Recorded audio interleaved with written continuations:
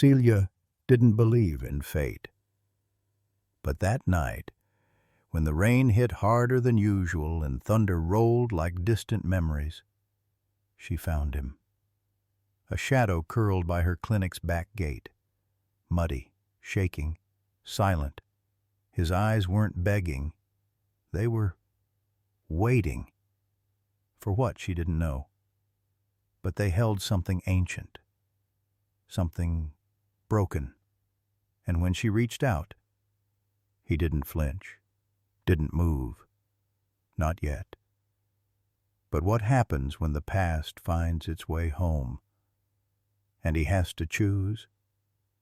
What she didn't know then was that this dog so still, so hollow, was once a hero. Declared dead. Left behind. This isn't a rescue story. It's a resurrection. The rain had no mercy that night. It came in waves, sharp, endless, cold enough to slice into bone. Sheets of water hammered the empty stretch of rural road, drenching the cracked asphalt and pooling in uneven ditches like forgotten memories. Trees on either side bowed beneath the weight of the storm, their branches dripping with silence. No headlights, no voices, just the hiss of water and the distant growl of thunder rolling across the hills like something alive. Ash didn't move. The German shepherd lay crumpled near the muddy shoulder, his body barely more than a skeleton wrapped in matted fur. Once he had been strong.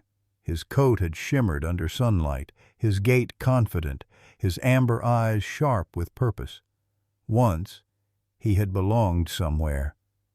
Now the rain seeped through every strand of fur, chilling the brittle bones beneath. His chest rose slowly, unevenly, almost imperceptible. Each breath was a struggle, each blink a flicker of resistance. His paws, once swift and obedient, now lay limp in the mud, stained with blood and road dust. His ears didn't twitch anymore at the sound of distant engines. They used to. For the first few hours after the car drove away, he had chased it. His paws had scraped against gravel. His lungs had burned with disbelief. They wouldn't leave him. They couldn't. He had trained with them, slept beside them, watched their children, guarded their home. He had followed commands without hesitation, stood between them and danger more times than they probably even remembered. But they didn't stop. Not that day. Ash had run until his legs gave out. Then he had waited, confused, hopeful. Every approaching vehicle sent a jolt through his ears. He'd lift his head, expectant, sure they'd realize their mistake. But none ever stopped. And one by one, the flickers of belief dimmed into ash. The hunger had come first, then the thirst, then the cold. And now there was only numbness. His eyes stared ahead blankly, the gold in them dulled into a grayish hue like smoke before it vanished. A puddle formed beneath his chin, the mud swallowing the last of his warmth. In some corner of his fading consciousness, he thought this might be the end, and oddly, he felt no fear. Just the silent ache of being forgotten. That was worse than dying. His breath rattled. His body had stopped fighting long ago. His tail hadn't moved in days. There was no bark left in his throat, no strength to lift his head, no instinct to run. Not even the thunder made him flinch anymore. Then, a sound. It started as a vibration, low, almost drowned in the rain. Tires. A car. He didn't react, couldn't. He'd seen too many come and go. Some had slowed. Most didn't even notice him. A shadow in the rain, a lump mistaken for roadkill. The indifference had become part of the storm. But this one was different. The beam of the headlights broke through the downpour, slicing the night with gold. The puddle near Ash's paws reflected the twin circles of light. He blinked slowly, too weak to even lift his head. The engine grew louder, then softer, slower. The tires splashed as the vehicle approached, then rolled to a stop. For a moment, the world went quiet, except for the tapping of rain on metal and the sound of the engine idling like a heartbeat. Ash's ear gave a faint twitch, involuntary. A door creaked open. Footsteps. Soft, uneven, careful. Crunching gravel and soaked leaves. A figure emerged through the curtain of rain, holding one hand above her brow to shield her eyes from her own headlights. Her ponytail was plastered to her neck, her blue scrubs soaked dark and clinging to her shivering frame. She squinted through the storm. Then she saw him. She froze. For a long moment, she stood motionless in the rain. Then slowly, hesitantly, she stepped forward, her boots sloshing through mud. "Oh, my God!" The words escaped her lips like breath, barely audible through the storm. Celia knelt down, eyes scanning the collapsed form of the dog. She didn't care that her knees sank into the wet dirt. Her fingers reached out, trembling toward his ribcage. She pressed gently, waited, her brow creased. There it was, barely a weak flutter under paper-thin skin. A heartbeat. Her other hand hovered near his head, brushing strands of wet fur from his eye. Ash didn't flinch, didn't growl, didn't move. It broke her. "You poor thing," she whispered. Her voice cracked on the last syllable. She reached behind her, unzipped her heavy coat, and slipped it from her shoulders. She draped it over him, wrapping it as best she could around his skeletal body. He didn't react, but a single shiver rippled through his back at the sudden warmth. She watched it like it was a miracle. "You're not dying here," she whispered, firmer this time. Rain battered her face. She blinked it away. Then carefully she slid one arm beneath his chest, the other under his hind legs. He was light. Too light. Bones and silence. Ash stiffened, just barely. An instinct stirred, the ghost of a protest, but it passed. He was too far gone to resist. With a grunt, Celia stood, cradling him to her chest. His head lolled against her shoulder. She turned back toward the car. The lights waited like beacons in the rain. Her scrubs clung to her legs. Her breath came in clouds. She didn't care. She didn't even feel cold anymore. The rain kept falling. The world kept spinning. But for Ash, for the first time in days, someone had stopped. And everything was about to change. The wipers struggled against the deluge, smearing streaks of water across the windshield as the rain pounded the glass like it had a personal vendetta. Celia Quinn leaned forward slightly, her hands gripping the wheel at 10 and 2, fingers pale from the pressure. Her eyes stung from exhaustion, her scrubs damp and clinging to her skin despite the blast of heat from the vents. 14 hours. 14 hours of broken bones, 6 strays, 1 euthanasia that she hadn't seen coming. She was bone-tired, soul-tired, the kind of weary that settled deep into your chest and made even blinking feel like a task. Home. She just needed to get home. Her headlights cut through the night like twin blades, carving out fleeting glimpses of wet road and swaying trees. The GPS had rerouted her off the main highway after a traffic jam caused by a fallen tree, and now she found herself on a lonely stretch of rural road that seemed to disappear into the storm. The world outside was a blur of rain and shadows, the kind of night where even memories would get lost. She blinked hard and reached for the thermos wedged between the seats, lifting it to her lips only to find it empty. She muttered under her breath and set it back down. Then, movement. It was barely more than a smudge against the dark. Something just off the shoulder of the road, low to the ground, unmoving but not quite part of the landscape. Celia's foot hovered over the brake. She slowed, but only slightly. Her heart was already negotiating. Don't stop Not tonight. You can't save everything.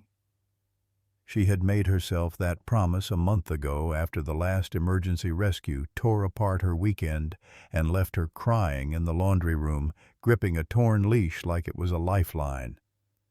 She passed it. The shape disappeared in her side mirror, swallowed by the curtain of rain. She drove 5 more seconds, 10, and then her gut twisted.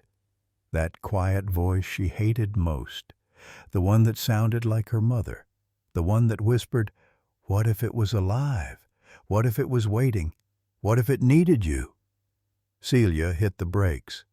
The car fishtailed just slightly on the wet road before coming to a full stop. The wipers kept scraping, blades groaning like they were tired too. She threw the car into reverse, backed up slowly until the headlights once again caught the shape slumped on the roadside. She exhaled sharply. "Damn it," she whispered. The rain grew louder the moment she opened the door.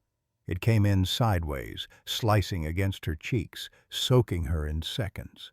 Her sneakers squelched in the mud as she stepped off the pavement and into the ditch. That's when she saw him. The shape was a dog, a large one. German Shepherd. He was curled inward, as if protecting himself from the elements or the world.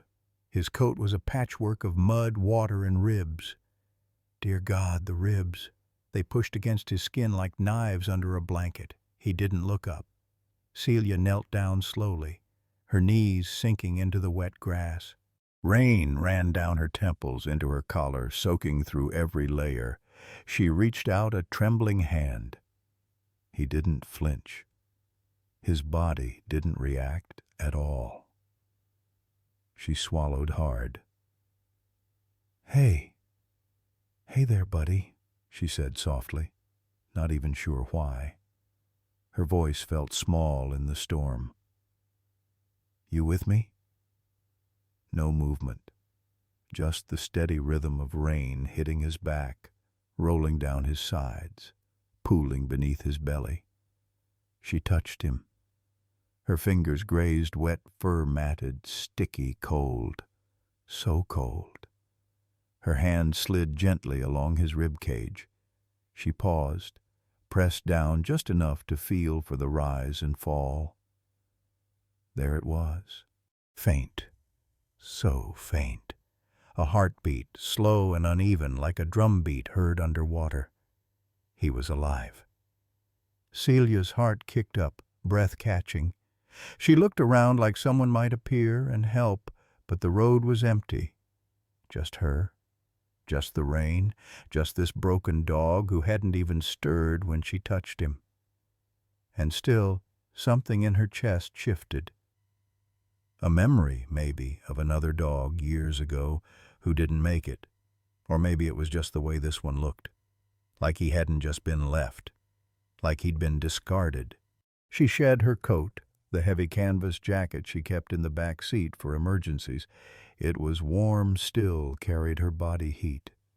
She wrapped it around the dog, hands working fast but careful, like dressing a wound. His breathing hitched, the first sign of life. "You're not alone anymore," she whispered. Her voice cracked as she spoke, and it startled her. How easily tears found their way to the surface when she wasn't even aware she was holding them back. She looped one arm under his chest, the other beneath his hind legs. He didn't resist. His body was light, limp, terrifyingly still. As she lifted him, his head lolled against her shoulder like a child fallen asleep. The coat held him like a second skin, keeping him pressed close to her. She staggered back to the car, almost slipped, caught herself. The rain pelted harder. The storm had no intention of letting up. The car door creaked open. She laid him gently across the passenger seat, arranging towels around him like she had so many times at the clinic. Her hands trembled as she pulled the door shut. The silence inside the car was a wall heavy, insulated. The hum of the engine, the soft rhythm of the wipers, the dog's fragile breath. Celia sat behind the wheel, drenched to the bone. Her heart thundered. The dog hadn't moved, but he was there. And now, so was she. The cabin of the car felt too still, too quiet. Celia sat motionless behind the wheel, drenched scrubs clinging to her skin, rainwater dripping from her sleeves and into the fabric of the seat beneath her. Her breathing was shallow, almost synchronized with the weak rise and fall of the dog beside her. Her coat, now wrapped tightly around his emaciated frame, looked more like a shroud than a blanket. She didn't even know if he was going to make it. The German shepherd, if she could still call him that, because right now he resembled a shadow of one lay motionless. His head rested on a rolled towel she had yanked from the back seat. His eyes were half closed, unfocused, staring at nothing. His ribcage rose and fell so faintly she had to lean closer just to be sure it wasn't her imagination. Celia pressed 2 fingers gently to his side again, just beneath the curve of his ribs. Still there. A heartbeat, but barely. Her own pulse was racing hot and fast in her throat, in her temples, in the corners of her eyes where tears threatened to rise. She blinked hard. Now wasn't the time. "You're not dying here," she whispered. The words escaped her lips without permission, soft, hoarse, a promise or a plea, she wasn't sure which, maybe both. She reached out and brushed a clump of wet fur from his brow, her hand lingering there, fingers trembling. The dog didn't flinch, didn't lift his head. His body was limp, utterly surrendered to whatever pain or numbness had swallowed him whole. But she couldn't let him slip. Celia turned the key. The engine rumbled to life, a low vibration that cut through the silence. Headlights flicked on, throwing light onto the curtain of rain ahead. Outside, the world was still soaked in darkness, wind gusting across the road, trees swaying like tired giants. She shifted into gear and pulled back onto the slick pavement, tires spitting water behind her. The road ahead twisted in long, narrow curves. No streetlights, just her and the storm. And him. She stole a glance at the passenger seat. The towel had started to absorb some of the water from his coat, but it wasn't enough. He was still too cold. His paws hung limp over the edge of the cushion, caked in mud. One nail was cracked badly. She'd need to check for infection later, if there was a later. Her hands tightened around the wheel. She didn't even know why she'd stopped. She had passed hundreds of stray animals in her life. Not because she didn't care, but because if she stopped for every one, she wouldn't survive the weight of it all. But something about him, the stillness, the way he didn't look at her when she approached, like he had already let go, that haunted her. The wipers beat harder against the downpour. Her eyes scanned the road while her mind kept drifting to the line between life and death. How thin it really was. How often it came down to one moment, one choice, one person deciding not to drive past. She pressed harder on the gas. Her little house was 20 minutes out now. She prayed the power was still on.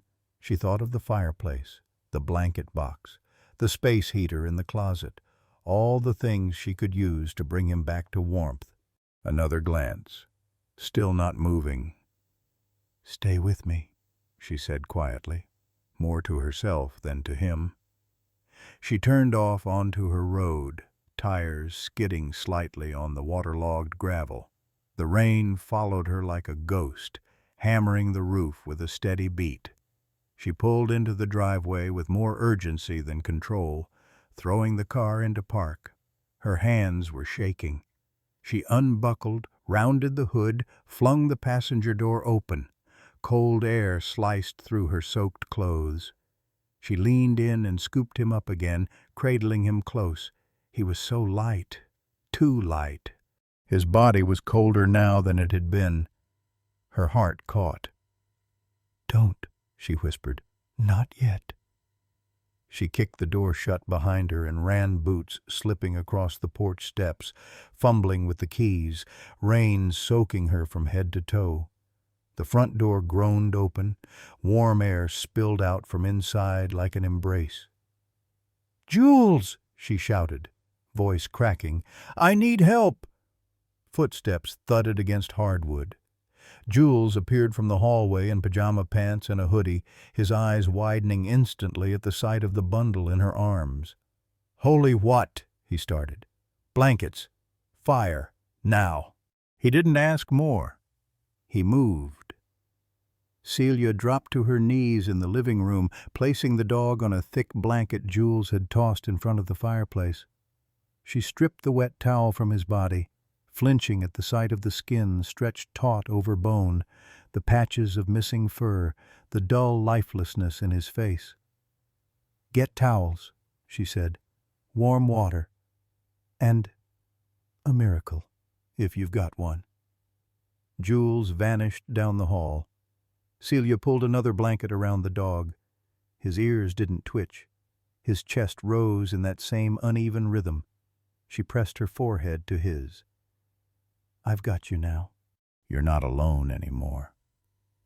The storm outside still roared, but in here, for the first time in a long time, someone had chosen not to look away. The fire cracked in uneven rhythms, its soft orange glow pushing back the shadows that clung to the corners of the room. It had taken 3 attempts and a whole box of matches, but Celia had gotten it going barely. The wood was damp, the house cold, but at least it was light. At least it was something warm in a world that had, for this dog, gone cold long before the rain. Ash didn't move. He lay curled on the thickest blanket Celia could find, placed just close enough to the fireplace that he might absorb its warmth, but not so close as to overwhelm him. His body, still wrapped in another towel, looked like it had given up long before his heart had. The rise and fall of his chest was shallow, his breath so soft it barely disturbed the fleece under him. Celia crouched beside him, her knees sore from the damp, her fingers trembling not from cold, but from fear. The kind that settled behind your ribs and whispered all the worst-case scenarios with perfect clarity. She dabbed at the matted fur on his neck with a warm, wet cloth, careful not to tug or irritate the skin. There were raw spots hidden beneath the grime, places where fur had rubbed away or where someone had left marks. Behind her, Jules appeared with another armful of towels, his socked feet quiet on the hardwood. He was tall and broad-shouldered, his brown hair a mess of half-dried rain and sleep. He set the towels down and knelt beside her. "Okay," he murmured, keeping his voice low. "Let me help." Celia didn't answer, just nodded. Together they began drying Ash's legs, starting with the hind ones, stiff, unresponsive joints locked from cold. Jules frowned as he ran the towel along a muddy paw. "He's ice," he muttered. "It's like his blood stopped moving." "I know," Celia said quietly. She kept working, focused, gentle. Her fingertips traced each limb with precision, with care, as though each stroke might coax life back into a body that had stopped believing it deserved it. Jules glanced at her. "You think he'll make it?" Celia paused. Her hands stilled on Ash's side. She didn't look up. "I don't know," she whispered. Then, firmer, "But I think he wants to." Jules sat back on his heels, exhaling through his nose. He didn't argue, but he didn't agree either. They worked in silence after that. Outside, the storm hadn't let up. Rain lashed against the windows like impatient hands. The wind howled down the chimney, sending occasional flurries of smoke curling into the room. But in here, between the firelight and the layered towels, something fragile was unfolding, not healing yet, but holding. Ash's ears didn't move, not even when the logs popped loudly, or when Jules stood to fetch a heat pack from the kitchen. Celia watched him carefully. Every few minutes she'd place her hand on his ribs. Still there, still faint, but not slowing. She looked up as Jules returned, kneeling again and gently pressing the warm pack beneath the towel that covered Ash's chest. "I've seen animals in worse shape," Jules murmured, not looking at her. "But not many." Celia nodded slowly, her eyes never leaving the dog's face. "He's not just in bad shape, he's gone inside himself." Jules glanced at her, brow furrowed. "You know what I mean," she added, "like he's still here, but not." Jules didn't reply, but his silence meant he agreed. She took a deep breath, leaned closer, and gently brushed her fingers over Ash's temple. The fur there was damp, cold, sticky with old rain and older dirt. His eyes were shut, lashes barely clinging to life, his face still in a way that wasn't peaceful, just resigned. Celia felt her throat tighten. She'd seen that look before, in animals left to die, in those who had been hurt too many times to trust the world again. But there was something different here, something personal, intimate, somehow. As if this dog wasn't just lost, but betrayed. "He didn't just end up on that road," she murmured aloud. "Someone left him there." Jules didn't need to ask how she knew. She reached for another towel and began drying Ash's ears. They flopped sideways with the movement, lifeless. But she treated them as if they were delicate, expensive, sacred, because tonight they were. A full hour passed. Jules made tea. Celia didn't drink hers. She stayed by Ash, drying, adjusting, warming, talking to him in whispers. Words meant more for herself than him. Stories about other dogs she'd rescued, the ones who made it, the ones who didn't. Her voice never cracked, but it thinned. And still, Ash didn't move. Jules stood by the doorway, arms crossed, watching them both in the glow of the firelight. His expression was hard to read, something between admiration and quiet heartbreak. "You're not going to let him go, are you?" he asked softly. Celia's eyes remained on Ash. She reached down, brushed her knuckles gently along his jawline where whiskers met scarred skin. "No," she said. Simple, certain. Jules nodded. "Then I won't either." They sat like that for a long time, 3 living beings in the stillness of a storm. One unconscious, one grieving something she couldn't name, and one holding the space between. The wind shrieked outside. The fire cracked again, louder this time. Ash twitched. Not a full movement, just a tremble in his leg, barely visible. Celia noticed immediately. Her hand darted to his side. "Did you see that?" she whispered. Jules crossed the room quickly and knelt beside her. Another twitch. A paw. A muscle responding to something. Warmth. Sound. Maybe a voice. And for the first time since the storm began, since she found him cold and broken in the mud, Celia allowed herself to hope. The hours slipped by unnoticed, quiet and heavy, like fog rolling across a field where something sacred was unfolding, slowly, silently, one breath at a time. Celia hadn't left his side. She sat cross-legged on the wooden floor, her back aching, muscles cramping, but she didn't care. The fire cast flickering gold across Ash's fragile frame. The blanket beneath him had grown damp from melting ice in his fur, so she'd replaced it twice, hands working gently as if he were made of glass. Outside, the rain hadn't stopped. Inside, time held its breath. Every 20 minutes, Celia checked his pulse. Her fingers pressed softly to his ribs, then under his jaw, then to the paper-thin skin above his paw pad. Still there, still fading, but steady. Each time she found it, a wave of fragile relief washed through her, and then was gone, replaced by the same gnawing uncertainty. Was she doing enough? Was it too late? She had seen animals come back from the brink before, but not like this. Not this still. Not this surrendered.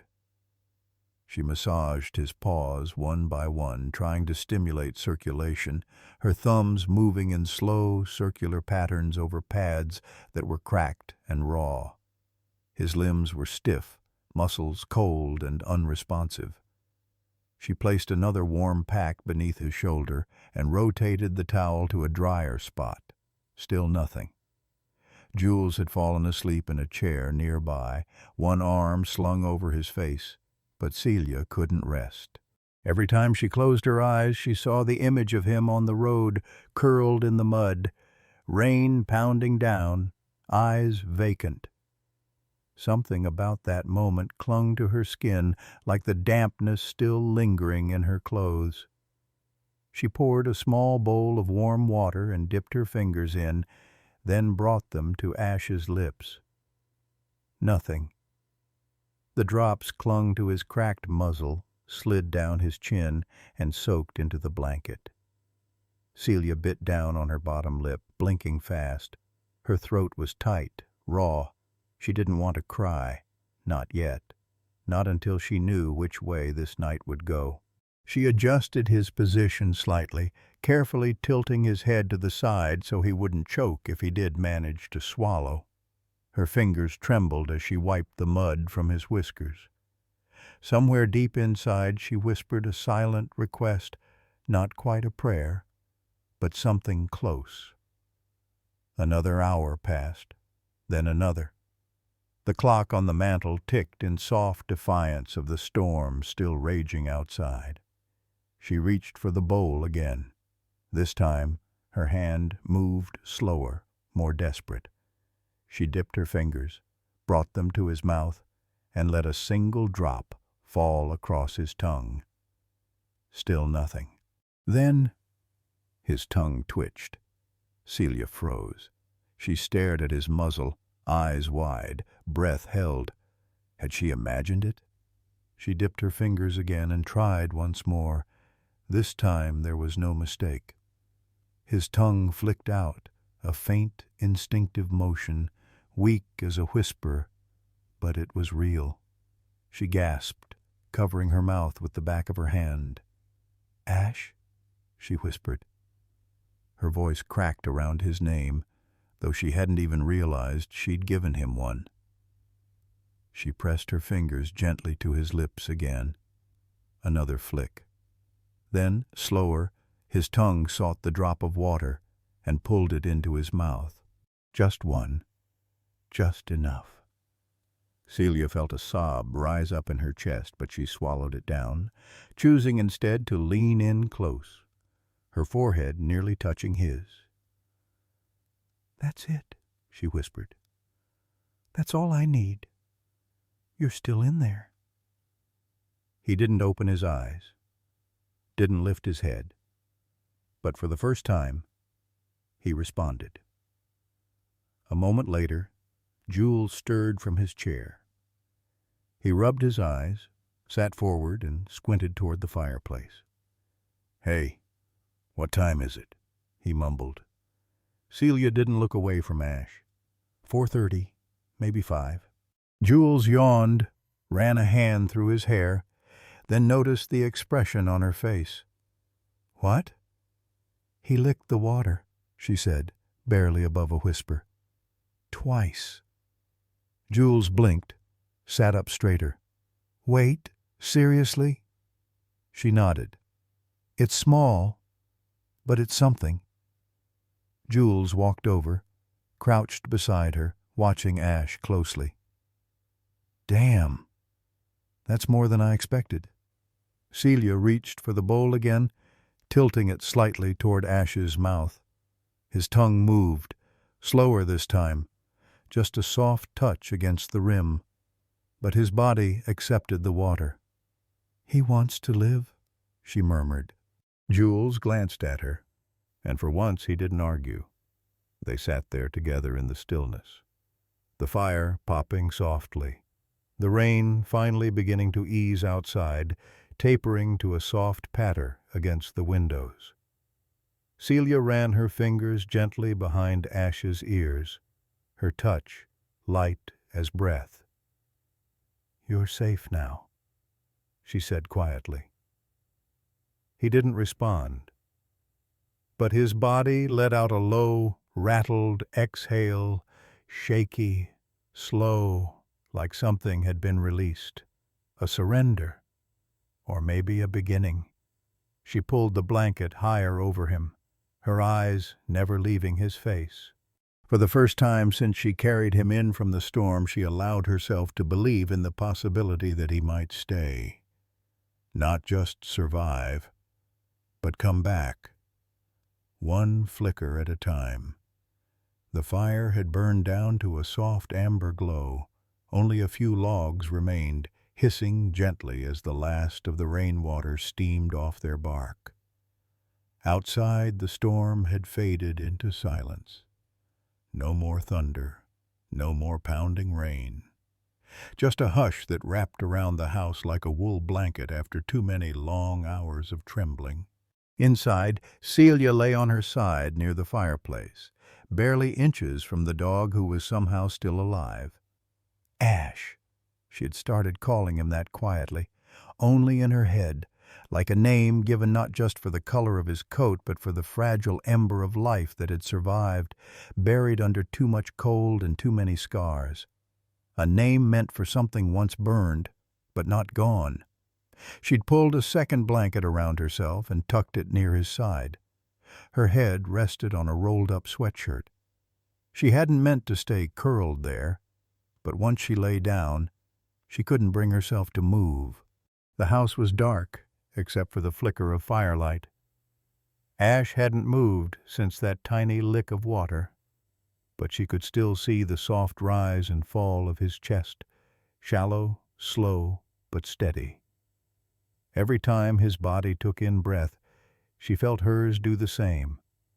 It was like they were tethered now. Some unspoken thread had knotted itself between them, drawn tight in the middle of the night, just beyond survival, just shy of hope. She reached out, let her fingers hover just above his paw, then rested them gently on his fur. He didn't flinch. The chill had eased from his body, but he was still fragile, as if one wrong moment could undo all of it. His ribs showed through his coat like a road map of neglect. His ears were torn in places, his belly bruised. No collar, no microchip, no sign of who had failed him, only the marks that proved someone had. Celia swallowed hard. Her voice came out soft, almost too soft to hear. "I don't care what happened to you," she whispered. The words surprised her. Not because they weren't true, but because they were truer than she'd realized until they left her lips. "I don't care if someone left you, if they thought you weren't worth saving." Her voice shook, but she didn't stop. "You matter now. You matter to me." The words landed in the quiet like a vow. Not dramatic, not desperate, just a quiet offering from one broken thing to another. Celia curled closer, resting her hand near his chest now, letting herself feel the faint drumbeat of his heart against her palm. "You held on," she murmured, "all this time. You didn't give up, so I won't either." A log cracked in the fireplace, sending a burst of sparks up the flue. The warmth spilled out over both of them, casting long shadows on the wooden floor, wrapping the moment in a kind of reverence. Celia blinked against the tears that stung the backs of her eyes. She hadn't cried yet. Not really.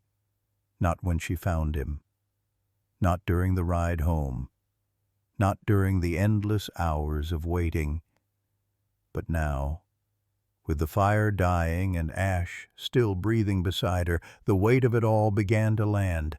It wasn't just exhaustion, it was recognition. She had seen that same emptiness in herself once, after the accident, after the operating table, after the long silence that no textbook had ever prepared her for. But something had brought her through. Someone. And now, in this still, quiet moment, she realized maybe it was her turn, not to save something, but to carry it, to witness it, to stay. Ash stirred slightly, a twitch of muscle along his back leg, then settled again. Celia held her breath, watching, waiting, but his breathing resumed its fragile rhythm. She smiled through her tears. "That's it," she whispered. "Just stay."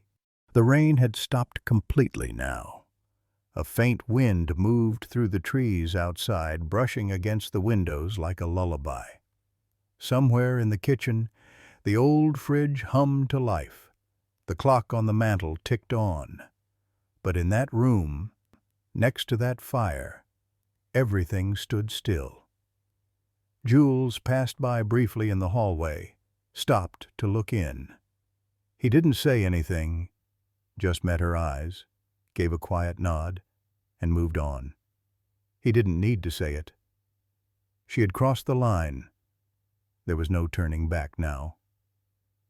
Celia closed her eyes, not to sleep, but to rest. Just for a moment.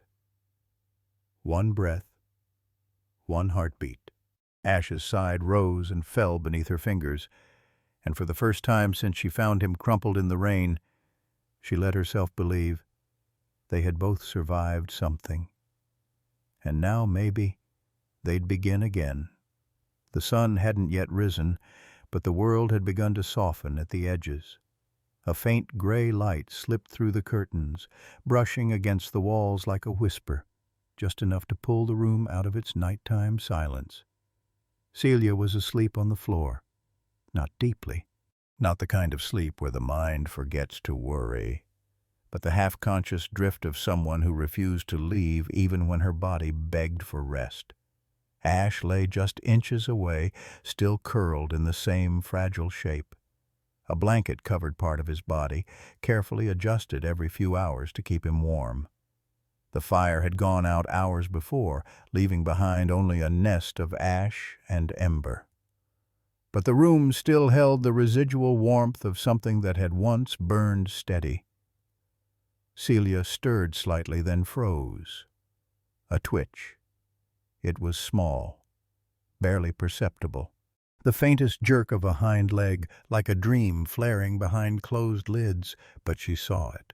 Her eyes snapped open. She turned toward him, waited. Nothing. Then again, a tiny flicker beneath the thin fur, the kind of movement that a person might miss if they didn't already know what it had cost him, just to breathe. Celia sat up slowly, brushing her hair back, heart hammering against her ribs. "Ash," she whispered, voice hoarse from hours of silence. Another twitch this time near his eye, a subtle flicker, then the smallest quiver in his ear. He was dreaming. Or trying to. She leaned in, watching every breath, every reflex. His chest rose and fell, a touch faster now. His pause shifted again, like something inside him was waking up and didn't know how to come back gently. Then a sound. It wasn't a bark, not a growl, just the softest whimper. A pulse of something half buried. Fear, memory, or pain. Celia's breath caught in her throat. It was the first time he had reacted to anything beyond instinct. The first time his body had said, "I am still here." She moved closer, hand hovering just above his shoulder, unsure if touching him might startle him. Then she saw it, a mark, just behind his left shoulder blade, partly obscured by matted fur and fading bruises. Not a wound from the street, not from the cold or hunger. It was clean, precise. A surgical scar. Celia froze, a wave of cold flooding through her chest. She had seen enough trauma in rescue animals to know what most abuse looked like. Ragged cuts, broken limbs, crude markings. But this had been done in an operating room, with sterile tools, steady hands. Someone had opened him up, and not for healing. Her fingers trembled as she reached forward, gently brushing the fur aside, tracing the edge of the scar with the tip of her finger. The skin was ridged, puckered slightly around the stitch marks. Not recent, but not old either. This wasn't neglect. It was something else, something calculated. Her mind raced. She thought of the way his ribs jutted out, the quiet, the compliance, the way he hadn't flinched when she touched him, the emptiness in his eyes when she first looked into them. This wasn't just a stray. Ash had been used and then discarded. "Who did this to you?" she murmured, barely audible. Ash stirred again, this time a deeper movement in his legs, as if trying to run from something only he could see. His lips curled slightly, not in aggression, but fear. She placed a calming hand on his neck. "Shh. It's okay. You're safe now." But the scar burned in her mind like a warning. This wasn't over. This wasn't random. Ash didn't end up on that road by accident, and someone, somewhere, had made a decision to leave him there. Celia's stomach turned. She glanced toward her phone on the table, then back to Ash. No chip, no ID. No trace of who he belonged to or who had marked him like that. But she would find out. Whatever this was, whatever they had done, he had survived it. Barely. And now that he was here, wrapped in blankets, under her roof, against every promise she'd made to herself, she wasn't going to let anyone or anything take him back. A small sound broke through the stillness. Not from Ash, but her own chest. A quiet gasp of realization that she was already in, too far in. There would be no dropping him at the shelter once he recovered, no posting a lost dog notice, no letting go. She had crossed a line the moment she wrapped him in her coat and whispered, "You're not dying here." And now, in the growing dawn, she saw it clearly. Ash wasn't just a dog in need of help. He was a mystery with blood in its pages. And she had already started turning them. Outside, the first light of day brushed against the trees. The wind was still. The world was just beginning to breathe again. And so was he. The kitchen was still, lit only by the soft gold hue bleeding in from the living room fire. Steam curled gently from the ceramic bowl in Celia's hands. She had warmed a blend of soft chicken, rice, and broth, simple, gentle on the stomach. The kind of food she used to make for post-op rescues who hadn't yet decided whether the world was worth trusting again. Ash lay in the same spot by the fire, his breathing more stable now, though still shallow. His eyes fluttered occasionally, as if drifting in and out of something too deep to name. Celia moved slowly, crouching beside him. "Hey there," she whispered. "Thought you might want something warm." She set the bowl down a few inches from his nose. He didn't move. Celia waited, patient. Then a flicker of movement. His nostrils flared, catching the scent. His tongue slid out once, barely wetting his lip. Then nothing. But she saw it. The hesitation. The consideration. After a long moment, he leaned forward, just slightly, and gave the edge of the bowl a tentative lick. Celia didn't breathe. She didn't want to break the spell. He licked again. Then once more. Not greedily, not with the hunger of a starving animal, but like someone who had forgotten what it meant to receive without cost. A few more laps of broth, then he stopped, exhausted by the effort. "That's okay," she murmured. Small steps. She reached out, slowly, gauging his reaction as her hand neared his paw. It was matted, caked in old dirt and dried blood. The pads cracked from exposure. She brought over the basin of warm water she had prepared earlier, alongside a soft towel and gentle antiseptic. Her movements were slow, deliberate. She didn't speak, just let the room be quiet. Let him watch her hands, learn her rhythm. Then she touched him, a single fingertip to the edge of his paw. His whole body jerked. Not violently, but with a twitch sharp enough to say, "Don't." His breath picked up, his muscles tensed. Celia withdrew her hand immediately, holding it in the air. "I know," she said softly. "I know you're not ready, but I'm not here to hurt you." She let him see the towel, dipped it in the water, wring it out. "Just warm, no sting."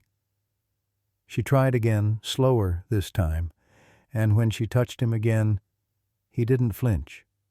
She dabbed gently along the arch of his paw, wiping away the grime. It wasn't just dirt, it was memory, sealed into the cracks of skin, packed into the fur like residue from whatever he had run from. Every few seconds she paused, gave him time to react. He never growled, never bared his teeth, but the tension in him spoke louder, the stiffness in his limbs, the reflexive tightness in his jaw every time her fingers passed too close to a pressure point. He wasn't just hurt. He had been trained not to react. Celia's eyes narrowed slightly as the realization took shape. It wasn't just trauma. It was conditioning. Most dogs in pain would vocalize, whimper, pull away, make it clear they wanted out. But Ash endured, like he didn't expect compassion to follow pain, like he had learned long ago that silence was safer than protest. She continued gently cleaning his paws, noting the scars along the toes, calluses in places that shouldn't be worn. As she worked her way to his rear leg, her hand brushed the inside of his thigh, and Ash shuddered. Celia's heart caught. Not just a flinch, a full-body recoil. She sat back, giving him space. His breath had gone shallow again, eyes darting under closed lids. Whatever she'd touched, it wasn't just injury. It was a place someone had hurt him before, badly. Her chest tightened. She whispered, barely audible, "Who did this to you?" Ash didn't respond, but his stillness spoke volumes. Celia wiped her hands on the towel and sat beside him. She didn't touch him again, just sat, close enough to offer warmth, but far enough to give him choice. She watched his face, studying the movement in his eyes, the way his ears responded faintly to the creak of the floorboards or the soft tap of a dripping faucet in the kitchen. Hypervigilant.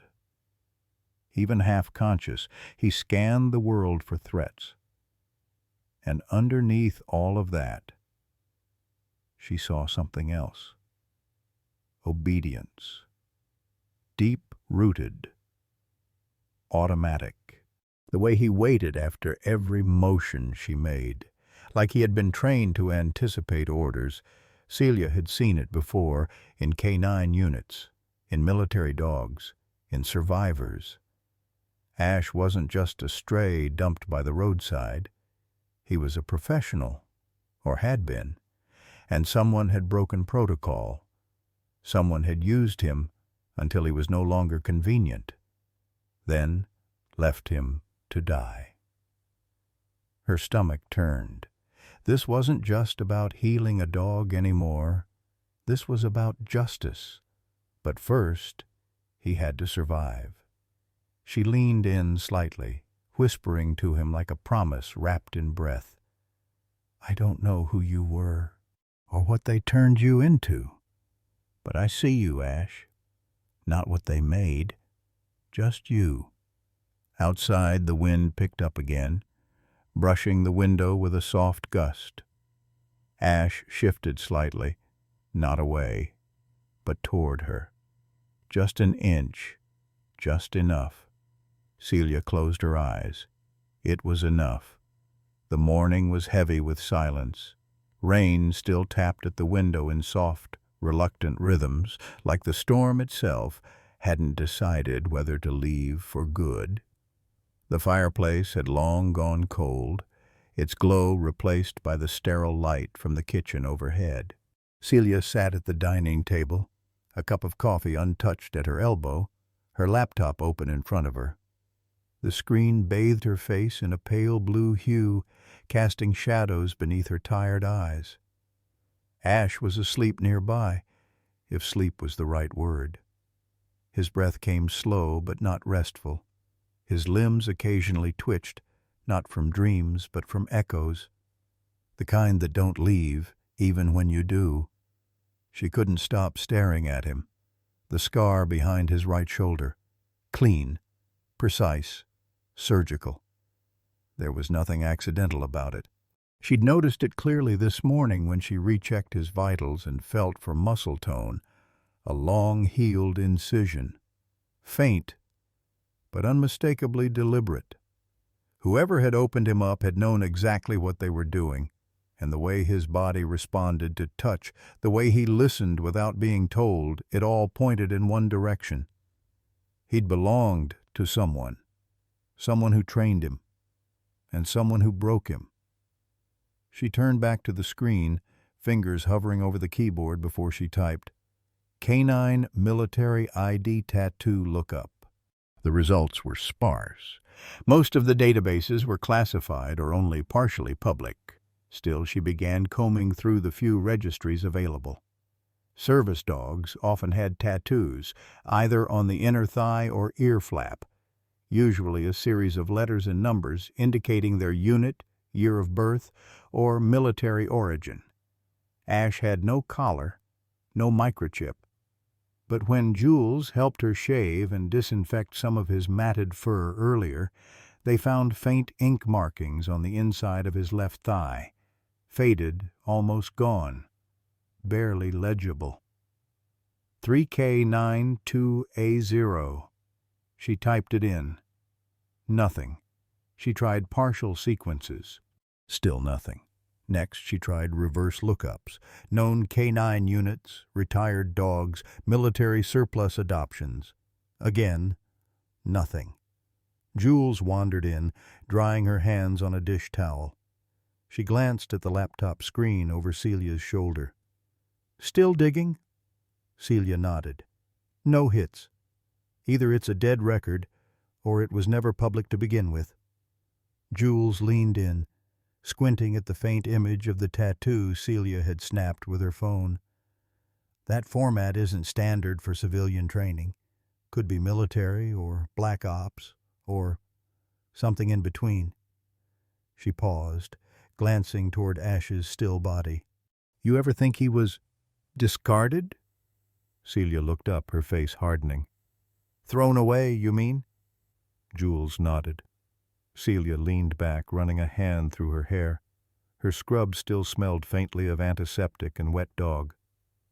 He's too well trained to be a pet, too calm in chaos. He didn't just survive out there, he endured it. That doesn't come from instincts. That's taught. Law enforcement, maybe? Jules offered. I thought so. But the scar... Celia turned the laptop to her.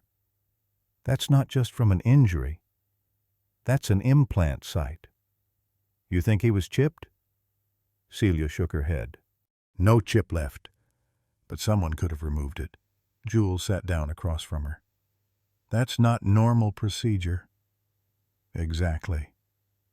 They both fell into a quiet spell, the kind that comes when truth starts to shadow theory. Celia's eyes drifted back to Ash. He hadn't moved in 20 minutes, but she could tell he was awake. His ears twitched at every chair creak, every sigh. He was listening, waiting, always waiting.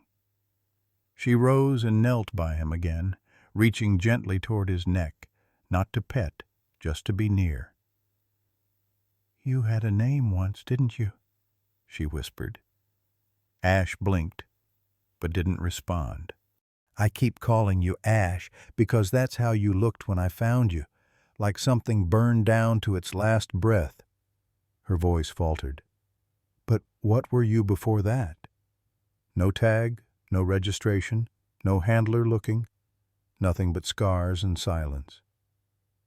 "Who left you like this?" Still nothing, just the hum of unanswered questions. Jules spoke again from the table. "You know, some of the special units don't register their dogs through official military channels. Classified stuff. If he came from something like that, you might never find a record." Celia exhaled sharply. "Great. So he could have been part of something no one will ever admit existed. Or someone didn't want him to be found." A cold silence slid into the room. Celia brushed a finger under Ash's jaw. He didn't pull away, but she felt the rigid line of tension still humming under his skin. "You're safe now," she whispered. "I don't care what they tried to turn you into. You're not that anymore." Ash blinked again, then slowly barely pressed his muzzle against her palm. It was the faintest gesture, but it was his. A choice. Celia swallowed against the ache forming in her throat. She glanced over her shoulder. "Jules?" "Yeah? We're keeping him." Jules smirked, soft and tired. "Thought we already were." Celia looked back at Ash. "I'm going to find out what happened to you," she promised, "even if no one else wants me to." Ash closed his eyes.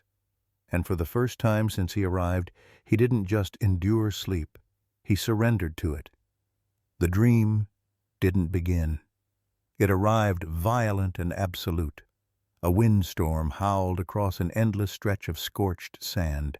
The sky pulsed orange and gray, thick with smoke, like the sun itself had ruptured and bled out. Celia's hands were caked in dust, trembling around a medical field kit she couldn't open fast enough. The air was full of shouting, sirens, footsteps pounding over broken terrain, but one voice sliced through the chaos. "Ash!" The name cracked through the storm like lightning. "Ash! Where are you?" Then silence, just wind and ruin, and the unmistakable sound of a dog barking. Frantic, desperate, then nothing at all. Celia bolted upright in bed, the sheets twisted around her legs like restraints.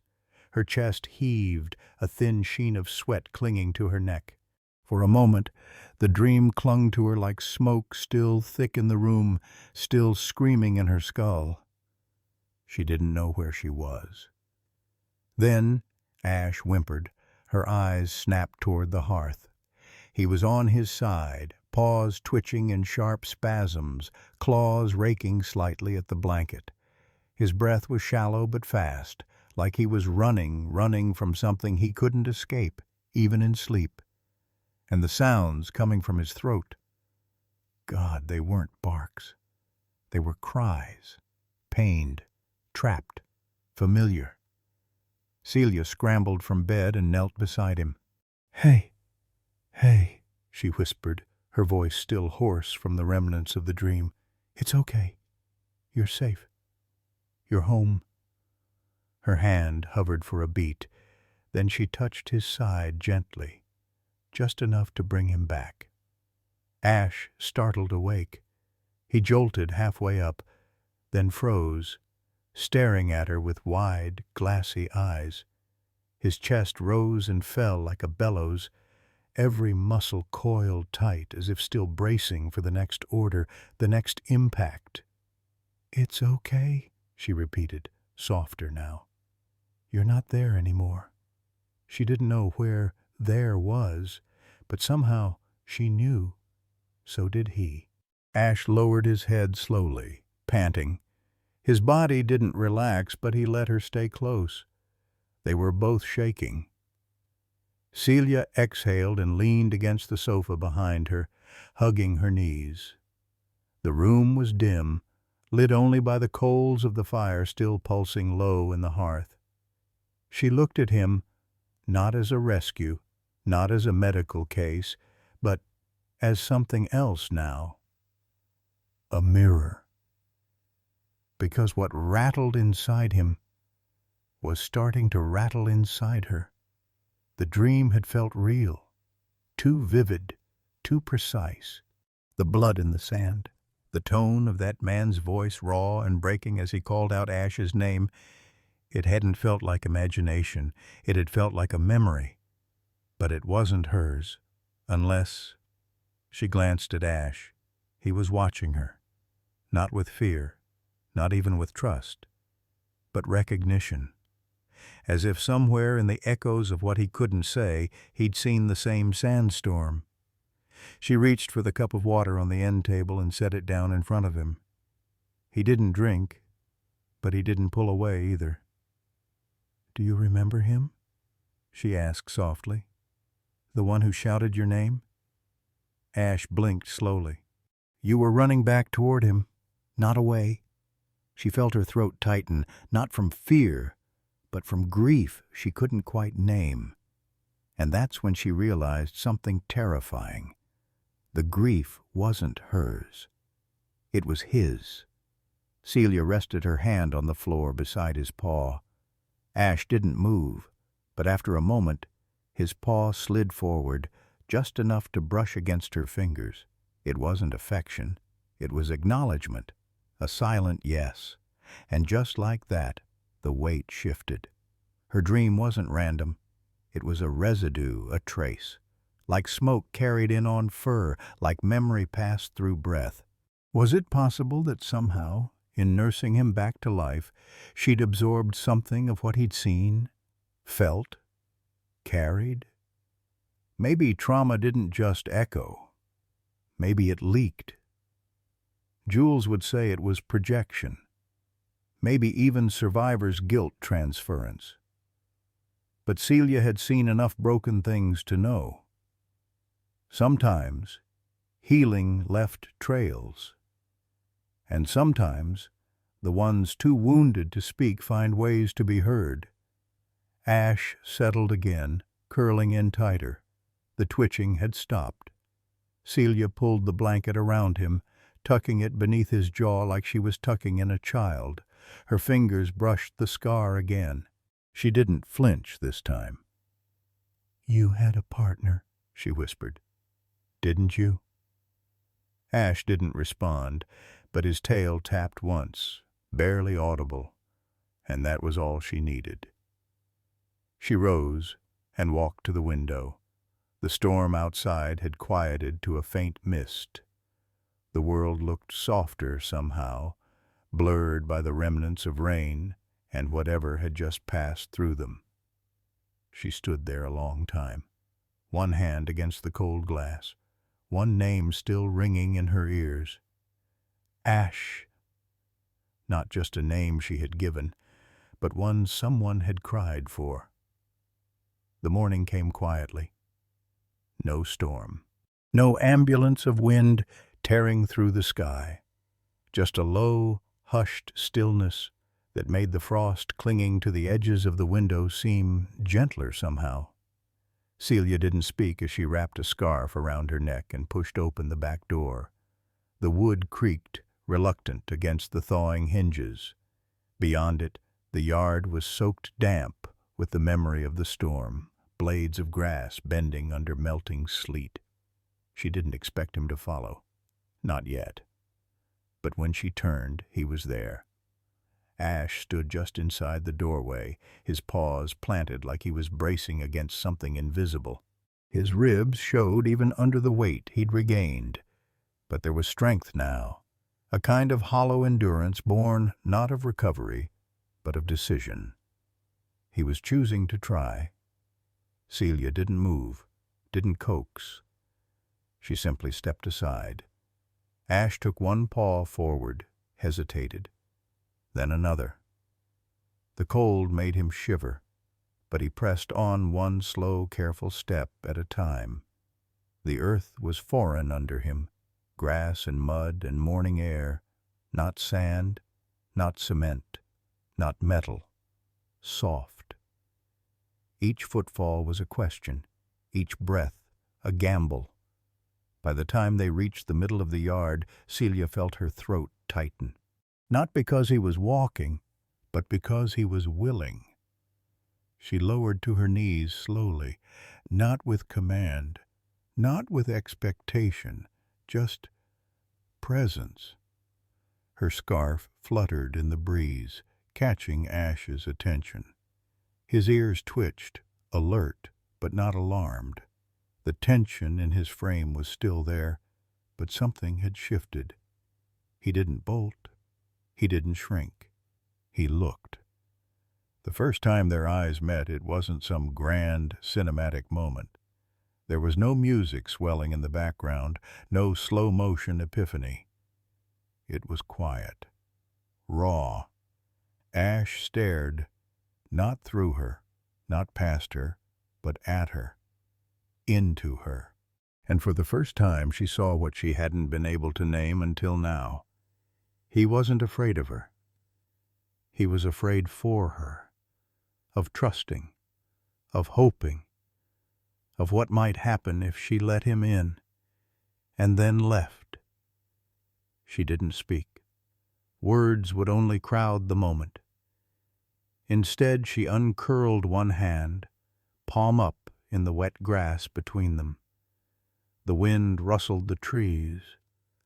A crow called in the distance, and then Ash stepped forward, one paw, hesitant, then another.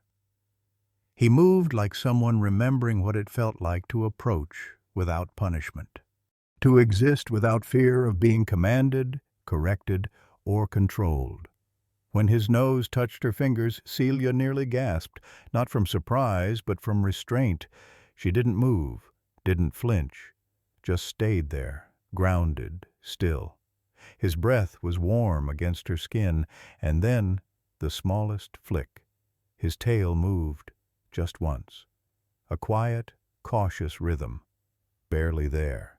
But to Celia, it might as well have been a thunderclap. She smiled, not wide, not radiant, but full of something long-starved in both of them. "Hi," she whispered. Ash blinked slowly, then lowered his head, not in submission, but in peace. His body language was a different kind of surrender now, not to power, to safety. Celia leaned forward slightly, letting her other hand join the first. Ash didn't recoil. His breath hitched, but he stayed. She gently placed one hand on his chest. She could feel it, his heartbeat. Still too fast, still uncertain, but alive. "You don't owe me anything," she said softly, "but I'll be here, every day, every step." His ears perked, not fully, but enough. He understood tone, if not words. The wind swept past them again, lifting strands of her hair across her cheek. Ash didn't break eye contact. Celia thought about the man in her dream, the one who'd shouted his name in the storm. What had he been to Ash? Partner, soldier, friend? Whoever he was, he had mattered. And Ash had never stopped listening for that voice. Until now. Now, he was listening to hers. Celia let her hand rest just a moment longer before pulling back slowly. "Come on," she said gently. "Let's go inside before your paws freeze off." She turned toward the house but didn't look over her shoulder. Didn't want to pressure him. She only got 3 steps before she heard it, soft steps in wet grass, following. Ash. No leash, no command. Just trust one paw at a time. She bit her lip to keep from crying.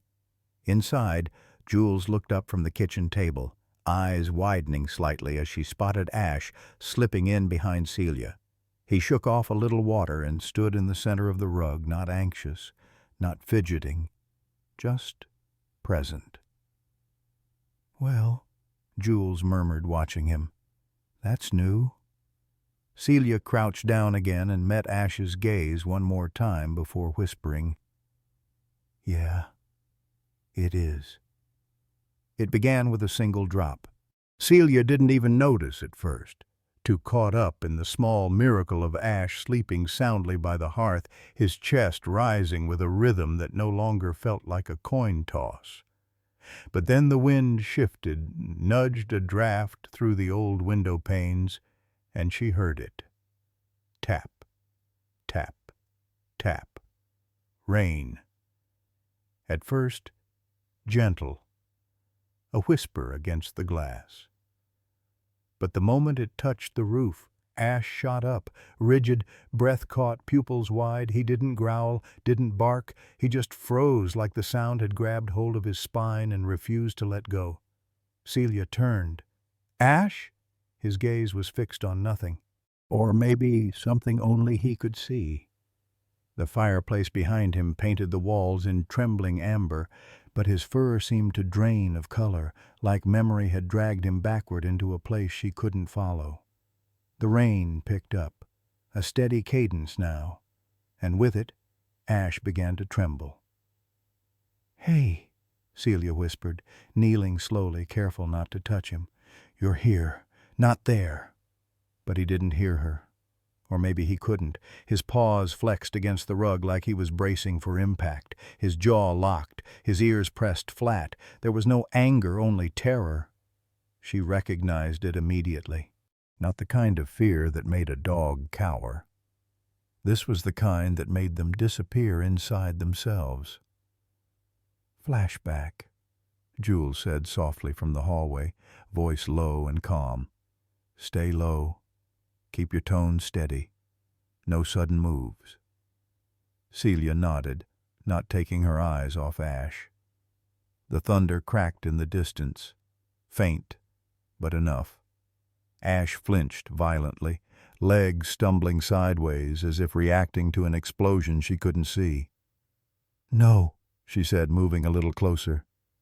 "You're not there anymore." His breathing came fast now, panicked, shallow, like something in him was screaming without a sound. Celia's chest ached. She remembered reading once that dogs can remember smells and sounds with a clarity humans can't begin to fathom. That trauma imprints on them the way blood soaks into fabric, permanent, inescapable. And right now, the rain was pulling him under. So she made a choice. Slowly, she lay down, flat, on the rug beside him, face level with his, not touching, just existing beside the storm in his head. "You're safe," she said quietly, not as a command, but as a promise. "You're not alone, not now, not ever again." For a long moment, nothing changed. The rain hammered harder. A gust of wind sent the trees swaying outside, and Ash stood there, locked in place, muscles taut as if ready to leap into chaos. But then, a shift, barely perceptible, but real. His ears twitched, his head tilted just slightly, and then his eyes met hers. There was something behind them now, not recognition, not clarity, but presence. He saw her. He chose to see her. Celia didn't move, didn't push. "I'm not going anywhere," she said. "Whatever this is, whatever they did to you, they don't get to have this moment. You're here, with me." Ash blinked. His legs buckled, not from fear, but exhaustion. He lowered himself slowly, cautiously, as if still half expecting a trap. When he finally settled onto the rug, his body curled, slightly tense but grounded. And then, without looking, he inched closer. His paw brushed her arm. Celia let out a breath she hadn't realized she was holding. Her fingers trembled, but she kept her voice steady. "I've got you," she whispered. "No one's leaving you this time." Outside, the storm rattled on.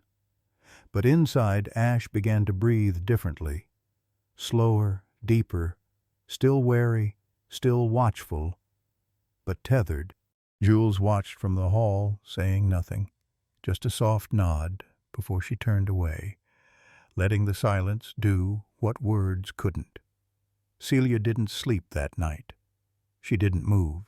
She just stayed beside him, breathing in sync with his breath, matching each shiver with stillness. It wasn't about fixing him.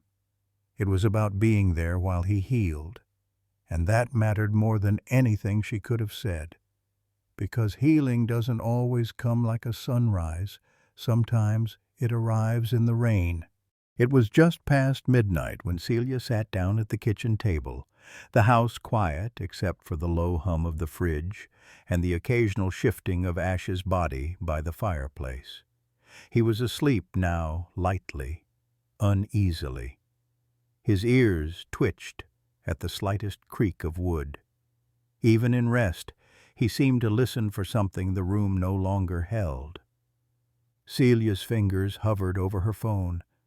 She'd taken the clearest photos she could, the scar behind his shoulder, the faint discoloration under the fur, the raised edge like a poorly closed zipper. She had already searched online. Nothing conclusive. Too many vague answers. Too many rabbit holes.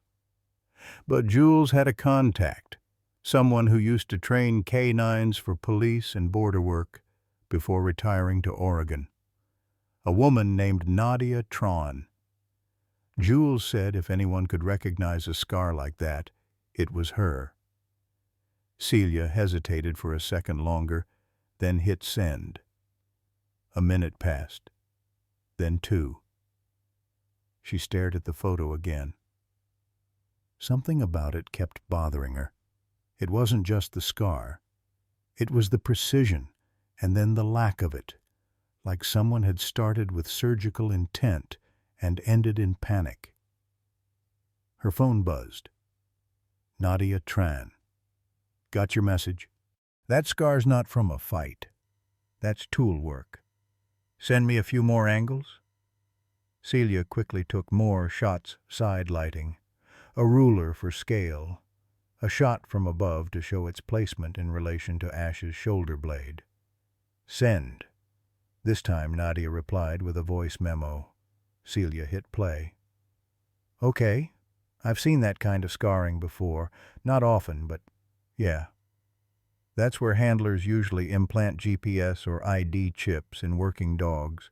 Military and high-risk agency K-9s mostly. It's usually done clean, precise. This one? This one's been ripped out, and not professionally." Celia blinked. "Ripped out?" She turned her head slowly toward Ash. His breathing was steady now, his tail flicked once in a dream. But the weight of those words pressed down on her like a storm cloud. Nadia continued. "Whoever removed that chip wasn't trying to help him. They were trying to make him disappear, hide his origin, cut all traceable ties, which begs the question why." Celia felt her mouth go dry. Why, indeed? Ash stirred in his sleep, a soft whimper escaping his muzzle. Not pain, something else. Memory, maybe. Something lost trying to surface. She pressed the phone to her ear, whispering as she replied to Nadia's message. "If he had a chip, is there a database, any way to trace the number?" Another reply came almost immediately. "Normally, yes. But if it's gone, you'd need the serial number, original handler info, or a shadow file from the agency that deployed him, unless he was off book." Celia froze.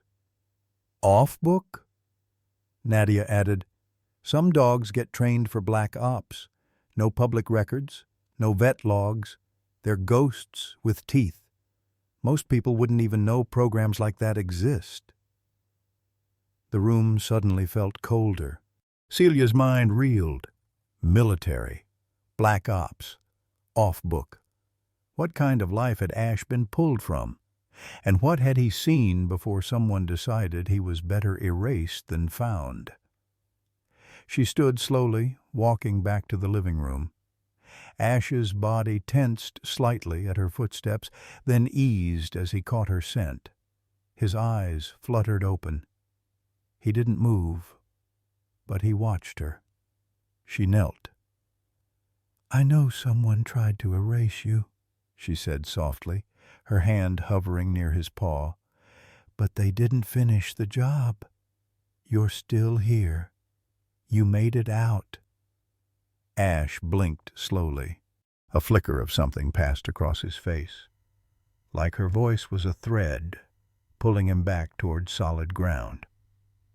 I don't know what they did to you, she continued, but we'll find out, together. She rested her hand lightly on the floor between them, not touching him, just offering presence. Ash's paw shifted, rested beside hers. Not quite a gesture of trust, but a beginning, a quiet alliance. And in that silence, Celia heard something clearer than words. This wasn't just a rescue anymore. This was a reckoning waiting to be uncovered, and she wasn't backing down.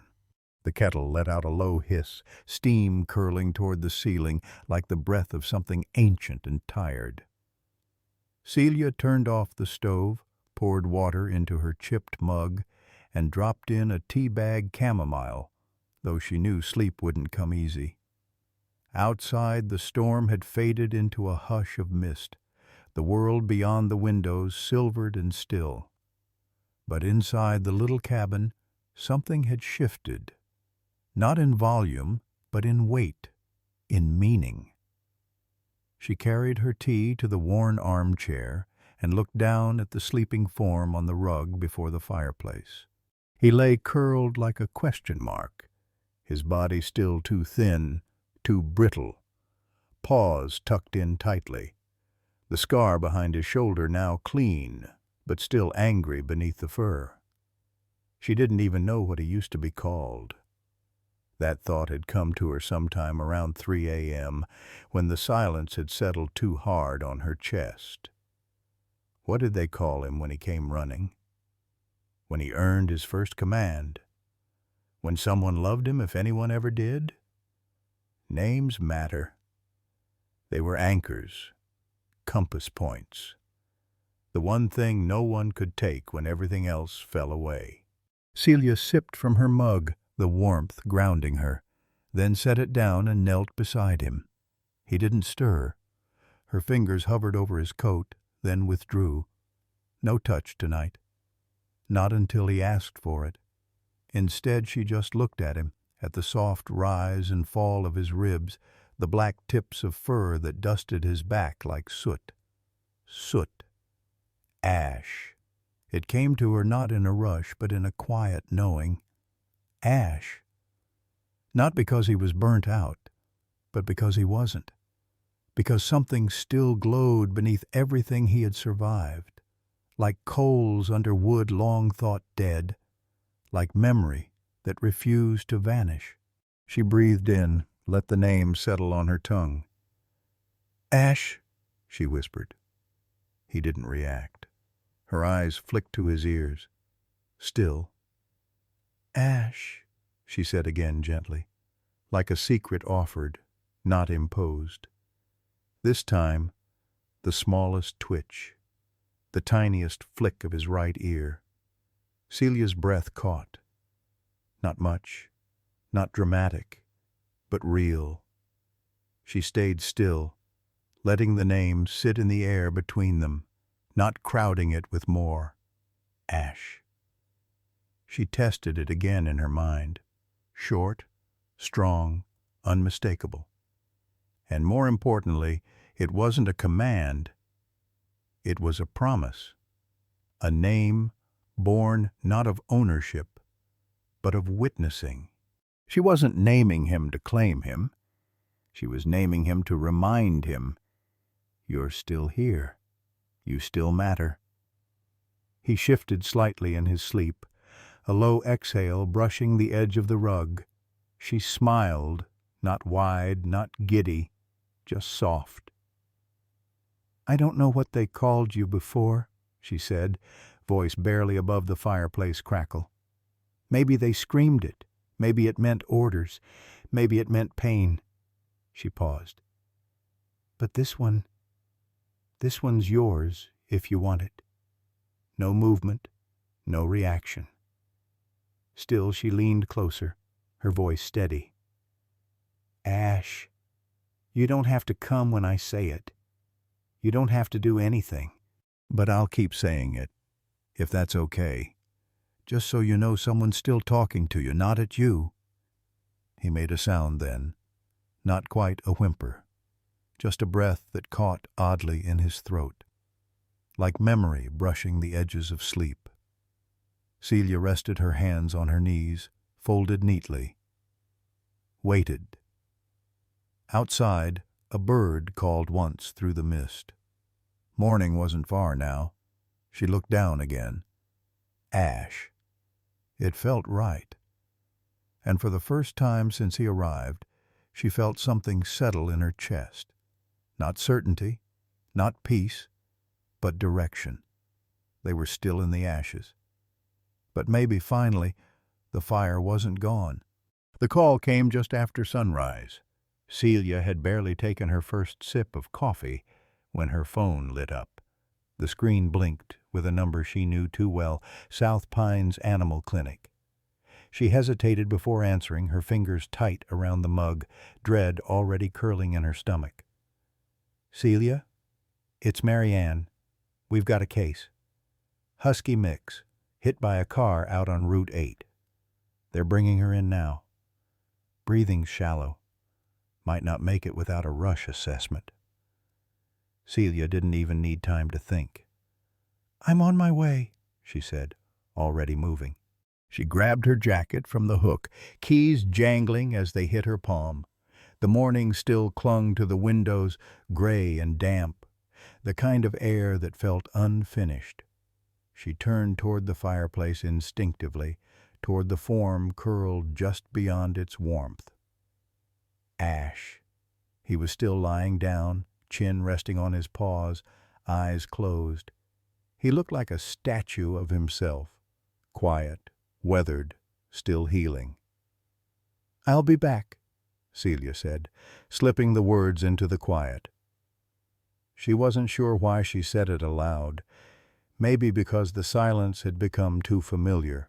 Maybe because some part of her believed he was listening. The door creaked as she opened it, and the wind swept in with a sting of damp pine and cold metal. That's when she heard it. A shuffle behind her, soft, hesitant. She turned. Ash had risen. His legs shook slightly, but he was standing. More than that, he was facing her, looking at her, not past her, not through her, her. His ears were halfway up, his expression unreadable, but his body was angled toward the open door, the threshold. She didn't speak, didn't breathe. Then he took a step, one paw forward, then the other, slow, deliberate. She blinked, barely processing what she was seeing. Another step. His eyes flicked to the door, then back to her, and Celia understood. He wasn't trying to flee. He wasn't pacing from fear. He was trying to follow her. Not the warmth of the fire, not the scent of food. Her. She stepped back inside slowly, crouching low, eye level with him. "Hey," she whispered. Ash froze. His front paw hovered midair, unsure. "It's okay," she said, her voice soft. "You don't have to." But she meant the opposite. She wanted him to. She wanted it more than she could explain. Ash lowered his paw to the floor. He didn't approach, but he didn't retreat either. His tail gave the faintest, almost imperceptible flick. And that was enough. Celia swallowed the lump in her throat. "I have to go," she said quietly. "Emergency." The wind picked up outside. Rain threatening again. Ash blinked once. His posture didn't change, but something in his gaze did. The slightest softening around the eyes, as if trying to memorize her before she left. She took a breath, steadied her hand, and reached toward him, palm out, not touching. "I'll be back," she repeated. "I promise." For a long moment, neither of them moved. Then Ash did something that shattered her. He took one more step forward and rested the side of his head gently, hesitantly, against her outstretched palm. Celia closed her eyes, just for a second. Not long, just long enough to feel the weight of it, the trust, the bond being offered, not asked. She didn't press into it, didn't stroke, just let it be. Let him choose. And when he finally pulled back, it was on his own terms. Celia stood slowly. "Good boy," she whispered. Ash sat back down, front paws neatly folded, watching. And as Celia stepped through the door, her heart ached in a way it hadn't before, because this time leaving felt like something. Not an escape, not a chore, but a thread being stretched between two lives that had finally begun to intertwine. And that, she knew, changed everything. It was a gray morning, the kind where light never quite arrived. Celia stood by the window, watching rain thread across the glass. In the yard, Ash moved slowly but stronger now, his coat fuller, his eyes steadier. Not trust, but close. Then a sudden noise. She turned. The gate was open. Ash was gone. "Ash!" she shouted, bolting outside. Rain soaked her jeans, the trail turning to mud. She slipped on roots, heart pounding, glimpsing his shadow weaving through the trees, not fleeing, but leading. And that terrified her more. He kept looking back, waiting. Thunder rumbled in the distance. Celia pushed harder, knees scraped, lungs burning. "Ash, please!" Then she saw it. A clearing. Ash stood still, ears up. She followed his gaze. Ahead lay something buried and strange concrete, twisted metal, a rusted platform overgrown with ivy. Ash sniffed, tense, and let out a low whine. Celia crouched beside him. Beneath the moss, a faint triangle and serial number marked the ground. His body shook, not from cold, from memory. "You're not there anymore," she whispered. He met her gaze. Something in his eyes softened. The rain fell gently between them. No answers. Just shared silence, and the place that refused to be forgotten. They kept walking. The forest loosened. Ash moved with purpose. Boards appeared beneath their feet, leading to a hidden cabin weathered, real. Smoke drifted from its chimney. Ash froze. So did she. Then the door creaked. A man stepped out, silver-haired, mug in hand. He looked up and saw the dog. The mug shattered. "Ash," he breathed. Not a question, but a truth. Ash ran. No fear, no pause. Only home. The man staggered forward, dropping to his knees as the shepherd barreled into him. And then time collapsed. Ash didn't stop. He buried himself in the man's arms, pressing his weight full against the chest like a piece of himself had finally found its axis again. The man held on tight, shaking, whispering something over and over into Ash's fur. Celia couldn't hear the words, but she didn't need to. They weren't meant for her. She stood on the edge of the clearing, arms limp at her sides, heart loud in her chest. Rain clung to her lashes. Her breath fogged the air in soft, stunned bursts. She had seen Ash twitch in sleep. She had seen him flinch at shadows. She had seen him fear his own reflection. But she had never seen him run like this, never seen him choose something so completely. The man pulled back slightly, cupping Ash's face in both hands, his thumbs brushing under the dog's eyes like they were speaking some private language built on memory and ache. "You came back," he murmured, voice hoarse. "You came back." Ash whined, tail thudding against the porch, body shaking, not from fear, but from something that felt like the unraveling of grief. Celia stepped forward finally, mud heavy on her boots. The man looked up at her. Their eyes met. For a moment neither spoke. Then, "I thought he was dead," the man said, voice cracking. "They told me he died." Celia swallowed hard. "I found him in the woods, starved, wounded. There was a storm. He collapsed on my porch." The man nodded slowly, as if trying to piece together time that had fallen apart. "I trained him," he said softly. "Ash was mine, K-9 Special Unit. Then something went wrong. The op, it was off the books. I wasn't even supposed to ask. And then they said he didn't make it. But I knew. I knew they lied." He looked back at Ash, who had curled against his thigh. Eyes closed now, but breathing steady-like, he'd finally exhaled a weight he didn't realize he'd been carrying. Celia stepped onto the first plank of the porch, the soft creak echoing more than it should have. "What's your name?" she asked gently. The man stood, his voice quiet. "Garrett." She nodded. "I'm Celia." Garrett reached down, resting a hand on Ash's shoulder. "He's never run like that before. Not for anyone." "I know," she said. They stood in silence. The rain had stopped. The forest felt different now, like it too had been waiting for this reunion. Something ancient, quiet, and right had been put back in place. Ash didn't stir. He just breathed. Steady. Celia sat in the corner of the small cabin, wrapped in the quiet crackle of the fire.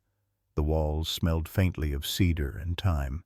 Rain had lifted, but its ghost lingered on the windows, little beads racing downward, slow and silent. Ash lay curled near the hearth, body pressed to the floor, ears relaxed. His chest rose and fell in rhythm. Not once had he looked toward the door. He wasn't waiting anymore.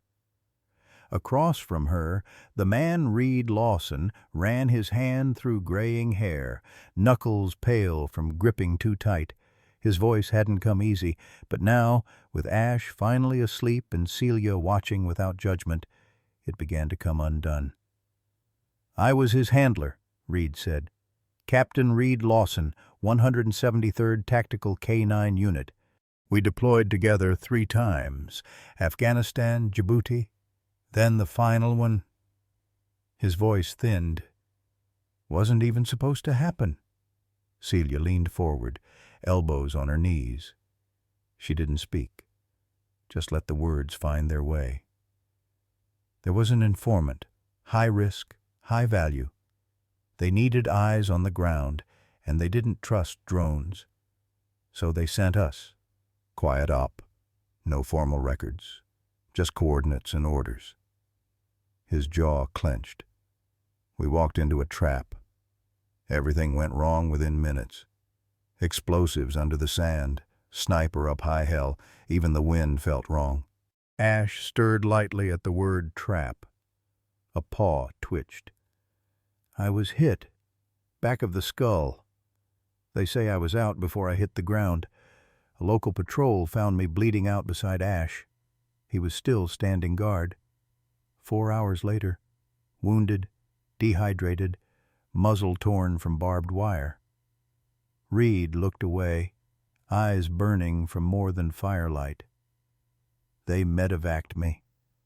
I went into a coma, 3.5 months. When I came to, I couldn't feel my legs, couldn't remember my own middle name, but I asked for him. He swallowed. They told me Ash didn't survive, that he was euthanized due to injuries. But there was no paperwork, no ashes, just a line in a file. Reed rubbed at his temples, voice tightening, and I believed it, because that's what they wanted, kept things clean. He was military property, asset terminated, end of story. Celia blinked slowly. But he wasn't dead. Reed shook his head. No, he was never dead. He stood and walked to a bookshelf near the back wall, pulled out a small bent folder. From it, he slid a photograph. In it, Ash stood tall and lean, vest snug to his chest, tongue out, eyes focused like they were staring through the lens. He had a chip, Reed said. Right here, he tapped his own neck. Military ID, but someone didn't want him traced. He nodded toward Ash's sleeping form. That scar under his collarbone? That's where they dug it out. Celia stiffened. We thought it was a wound, maybe from shrapnel. Reed shook his head. That was no accident. It's messy, jagged, done with pliers, not scalpel. A silence passed. He must have escaped, Reed whispered, more to himself than her. During transport, probably while being moved from military custody to civilian shelter. That's the gap where they erase things. Dogs like him too trained, too dangerous, too expensive to let retire. They're either resold under the table or they disappear. Celia's heart beat hard in her chest. You think someone tried to hide him? She asked. I think someone did hide him, Reed replied. And Ash, he must have kept running. He sat again, slower this time, as if every word had weighed his bones a little more. I looked for him, he said softly, when I was strong enough. I filed FOIAs, called old handlers, tracked down rescue shelters in 5 states. But you know what they said? He smiled bitterly. No record of any German shepherd named Ash, no microchip, no match. He looked toward the sleeping dog now, his voice almost breaking. And yet, here he is. Celia's throat tightened. She looked at Ash, his head tucked beneath one paw, his ribs finally rising with ease. He looked nothing like the specter she had found on her porch weeks ago, but he was the same. What do we do now? She asked, almost a whisper. Reed didn't answer right away. He stared at the fire as if trying to read the future in its flicker. I don't know, he said, but I won't let him vanish again. His voice dropped. Not this time. The morning light filtered in through the fog-damp trees, soft and gray. Inside the cabin, the silence wasn't empty. It was reverent, like the hush of a church after the final hymn. Celia sat at the table, fingers wrapped around a chipped enamel mug, the steam long since faded. Reed opened the old photo album with care, like a man touching something sacred. Each page was worn at the corners, creased where memory met time. The photographs were matte, military-issued, time stamps in the corner, moments frozen in disciplined grayscale. Ash appeared in nearly all of them. Not the gaunt, limping shadow Celia had coaxed from her porch, but whole. A dog who knew his place in the world. One photo showed Reed crouched near a tent, unshaven, eyes tired, smiling faintly as Ash leaned against his leg. Another captured the shepherd mid-stride beside a convoy, tongue out, tail high, as if the dust and danger around him couldn't touch him. But the third photo made Celia's breath hitch. Ash, asleep, curled like a crescent moon at the foot of a cot. His head rested on a worn boot, laces untied. His body relaxed, tail twitching slightly in what looked like a dream. "He never liked sleeping away from me," Reed said, voice rough. "Even at camp, I'd try to crate him to keep him safe, but he'd always find a way out. If he couldn't, he'd howl until I let him sleep next to me." He turned the page. Celia saw Ash balanced on the edge of a raft, scanning the horizon. Another showed him nose-deep in a backpack, tail wagging like he'd just found treasure. "He wasn't just a partner," Reed said, not looking at her. "He was the only constant I had, the only thing that never flinched." His fingers brushed the edge of another photo Ash standing firm in a sandstorm. The image was blurred by grit, but Ash's silhouette was clear, unyielding. "I woke up 3 months after the mission," Reed continued. "Couldn't walk, couldn't talk at first, but all I kept trying to say, slurring, whispering, was one name. 'Ash,' Celia said. He nodded. I didn't know how long it had been, what they'd told people, that he'd been reassigned, that he died in transport. No one had answers, and I didn't have the strength to demand them." He finally looked up. His eyes were glassy, but steady. "It's been 4 years, Celia." She looked at Ash, now dozing near the hearth. His breathing was slow, the pads of his feet twitching like they still remembered heat, sand, motion. 4 years of silence, running, hiding. And yet, he had survived. "I didn't just lose a partner," Reed said softly. "He lost everything." Celia's throat tightened. The ache came not from pain but from understanding, from seeing a picture she hadn't known was missing half its color. "He was broken," she whispered, "when I found him." Reed nodded. "And he still came to you." She closed the album gently, her hands lingering on the cover leather, worn, patched where it had once torn.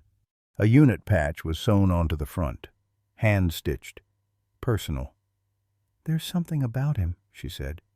"Even broken, he listens, he waits, like he's still serving." Reed exhaled. "Because he is." Silence fell, but it wasn't heavy. It was shared. Outside, trees swayed in a quiet breeze. Near the fire, Ash stirred, head lifting, eyes blinking slowly at a voice he hadn't heard in years. Reed smiled. He always slept light. Ash stretched, stiff, deliberate. He looked between them, then padded over to Reed, sat, leaned in, just like he used to. Rain tapped gently on the cabin's windows, soft like a memory trying to return. The fire burned low, casting warm light across the floor where Ash curled, not asleep, just resting, like someone who no longer needed to be on guard. Celia sat near him, notebook open but untouched. She didn't need to write. The truth wasn't in ink. It was unfolding, scar by scar. Reed poured another cup of coffee. His gait was stiff, but his hands steady. He set the mug beside her and pulled an old manila folder from the crate between them. "I got these last month," he murmured. "Took a lot of digging. No one expected anyone to ask about a dog." Celia opened the folder. Thin reports, heavily redacted, transfer orders, vet assessments, one photo Ash in a cage, gaunt and wary. In the margin, someone had scrawled, Subject shows signs of stress aggression. Recommend relocation. Reed's jaw clenched. That's code for dumping him. Celia nodded, then pulled a printed email from her backpack, from a retired canine handler she'd contacted. Reed read it in silence. The handler had written, "That's not a wound you leave untreated unless you're hiding something. Someone removed a subdermal tracker. Badly. My guess? They didn't want him found." Celia looked at Ash, who now watched them. No flinching, but still a hesitation she couldn't name. "I think he ran," she said, "from wherever they put him, or from whoever hurt him." Reed rubbed his face. "They probably tried to reassign him, standard protocol. But if he didn't take to the new handler, or if the new handler wasn't kind, then they write him off. Say he snapped. Say he couldn't be trusted." Celia turned another page. A scanned shelter intake form listed as stray, large breed, unchipped. Notes said he was agitated, underweight, unadoptable. But the intake photo was him, before he had a name again. But still him. "They didn't recognize him as military," she said. "Or maybe someone made sure they wouldn't." Reed's fists clenched. 4 years, he whispered. 4 years of no one coming for him, of being chased, hurt, alone. Celia nodded. "It explains the way he flinched, the way he backed into corners if a man raised a hand." She hesitated. "It explains the silence." Reed's voice dropped. "He used to greet me every morning, no matter where we were. Head against my leg every damn day." He looked toward Ash, still and watching. "I thought that kind of loyalty couldn't break." Celia's eyes lingered on the scar near Ash's shoulder. "It doesn't break," she said, "but it can be wounded." Ash blinked, slowly, as if he understood. Celia extended her hand, palm up. Ash hesitated, then stepped forward, gently placed his paw in hers. Not trained, not commanded, chosen. Reed exhaled a breath 4 years in the making. "Maybe we can't undo what happened," he said, "but we can name it." Celia nodded. "It always matters." For the first time since the storm, something shifted in Ash. Not healing, not yet, but the start of it. The wipers froze mid-swipe. Celia sat motionless behind the wheel, forehead resting on her hands, gripping the steering wheel like it was holding her together. Rain tapped steadily on the roof. She hadn't driven far, just far enough so no one would see her fall apart. Ash had run to Reed. No hesitation, a full-circle reunion, healing, but it still cracked something in her chest, because Ash had once chosen her too.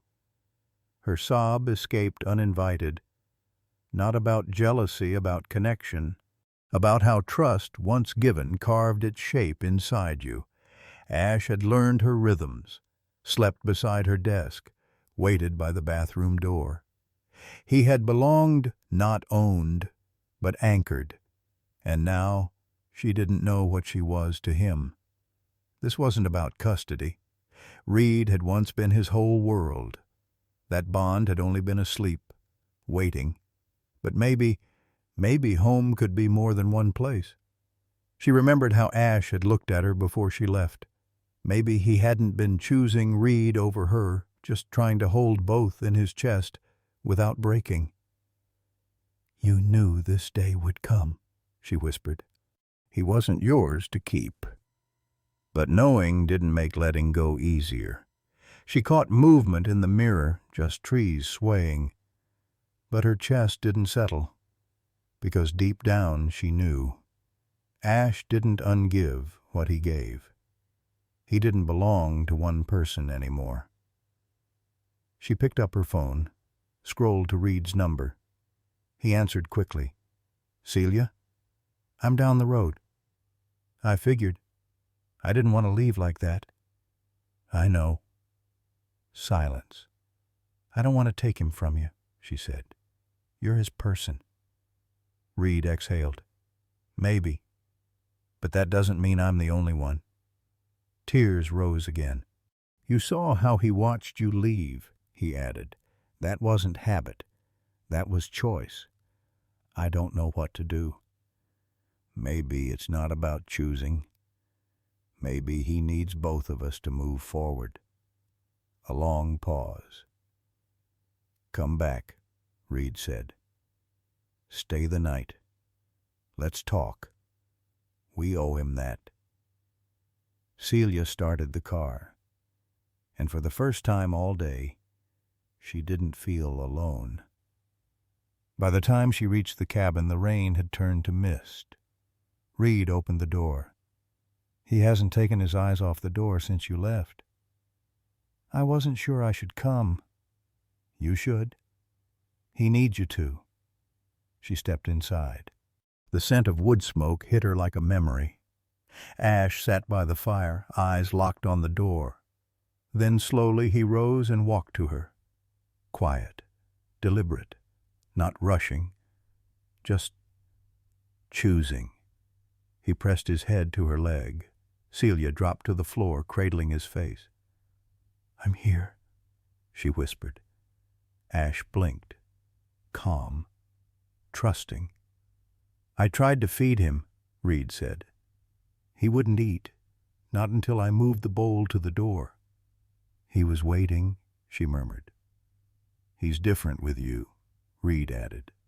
"Not better, just settled." Celia looked up. "Do you think he's split between us?" Reed studied Ash. "I think he's whole. We're just catching up." Ash nudged closer, laying his head in her lap. "I don't want to confuse him."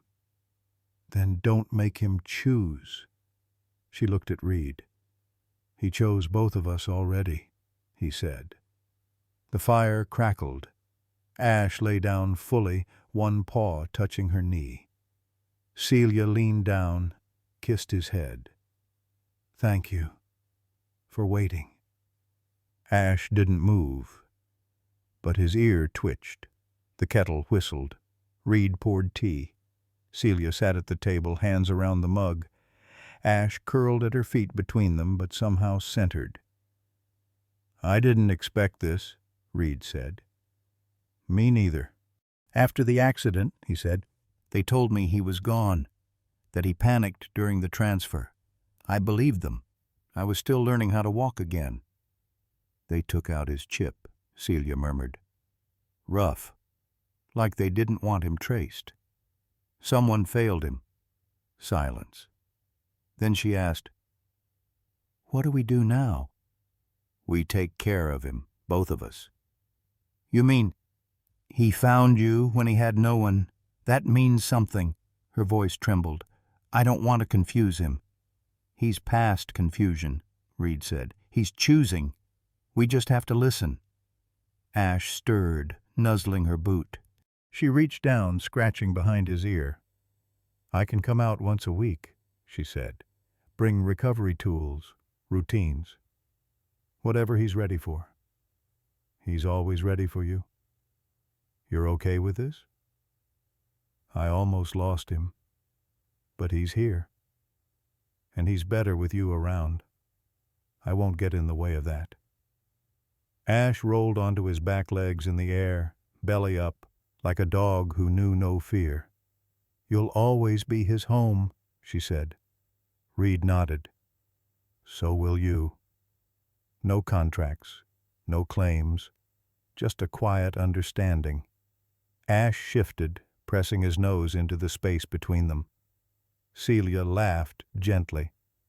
"He's not subtle," Reed smiled. "No, he never was." The morning fog clung low around Reed's cabin, softening the world. Celia stood in the clearing with a faded tennis ball in hand. Ash, the German shepherd, stood a few feet away, tense, alert, not from fear but from something deeper. Memory. Reed watched silently from the porch. "Want to try?" Celia asked softly. Ash didn't move, but his tail gave a twitch. She rolled the ball gently.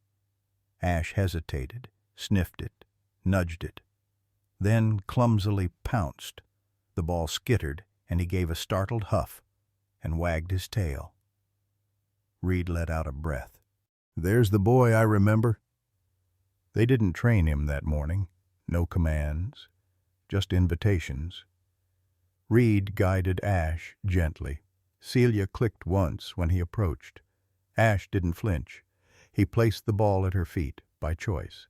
Inside, she toweled his fur. Reed handed her a pouch of treats.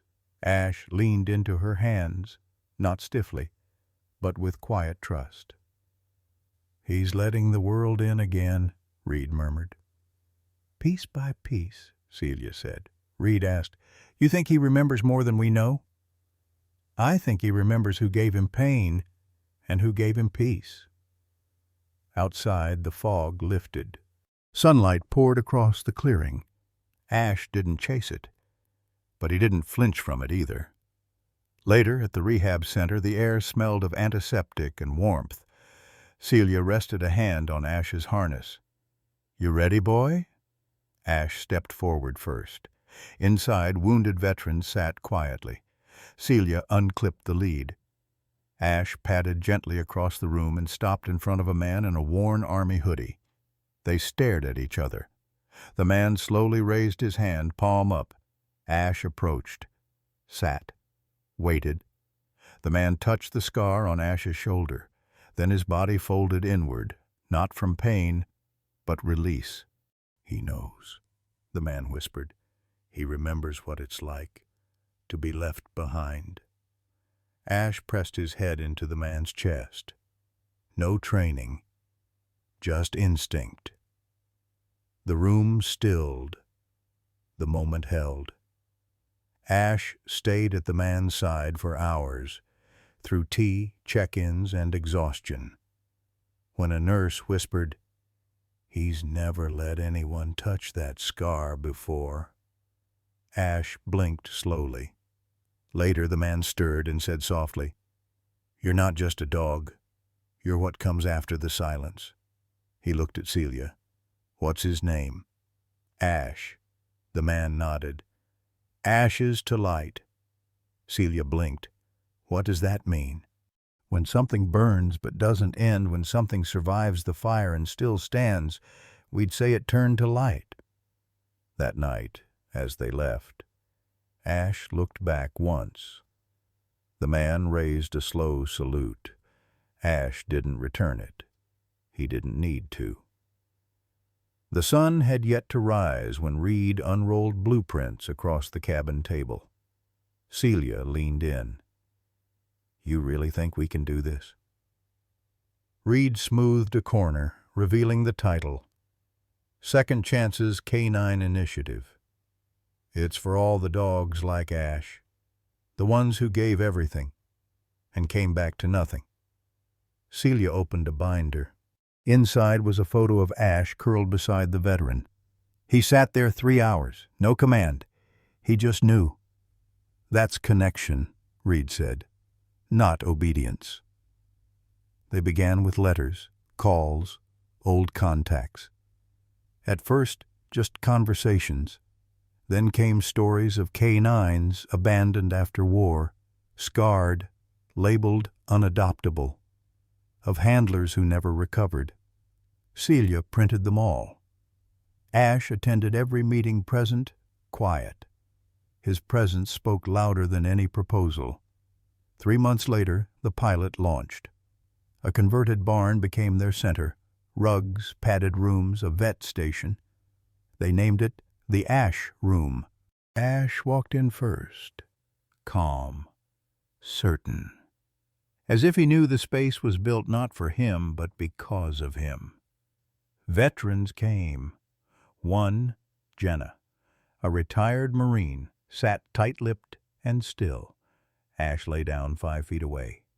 Didn't move.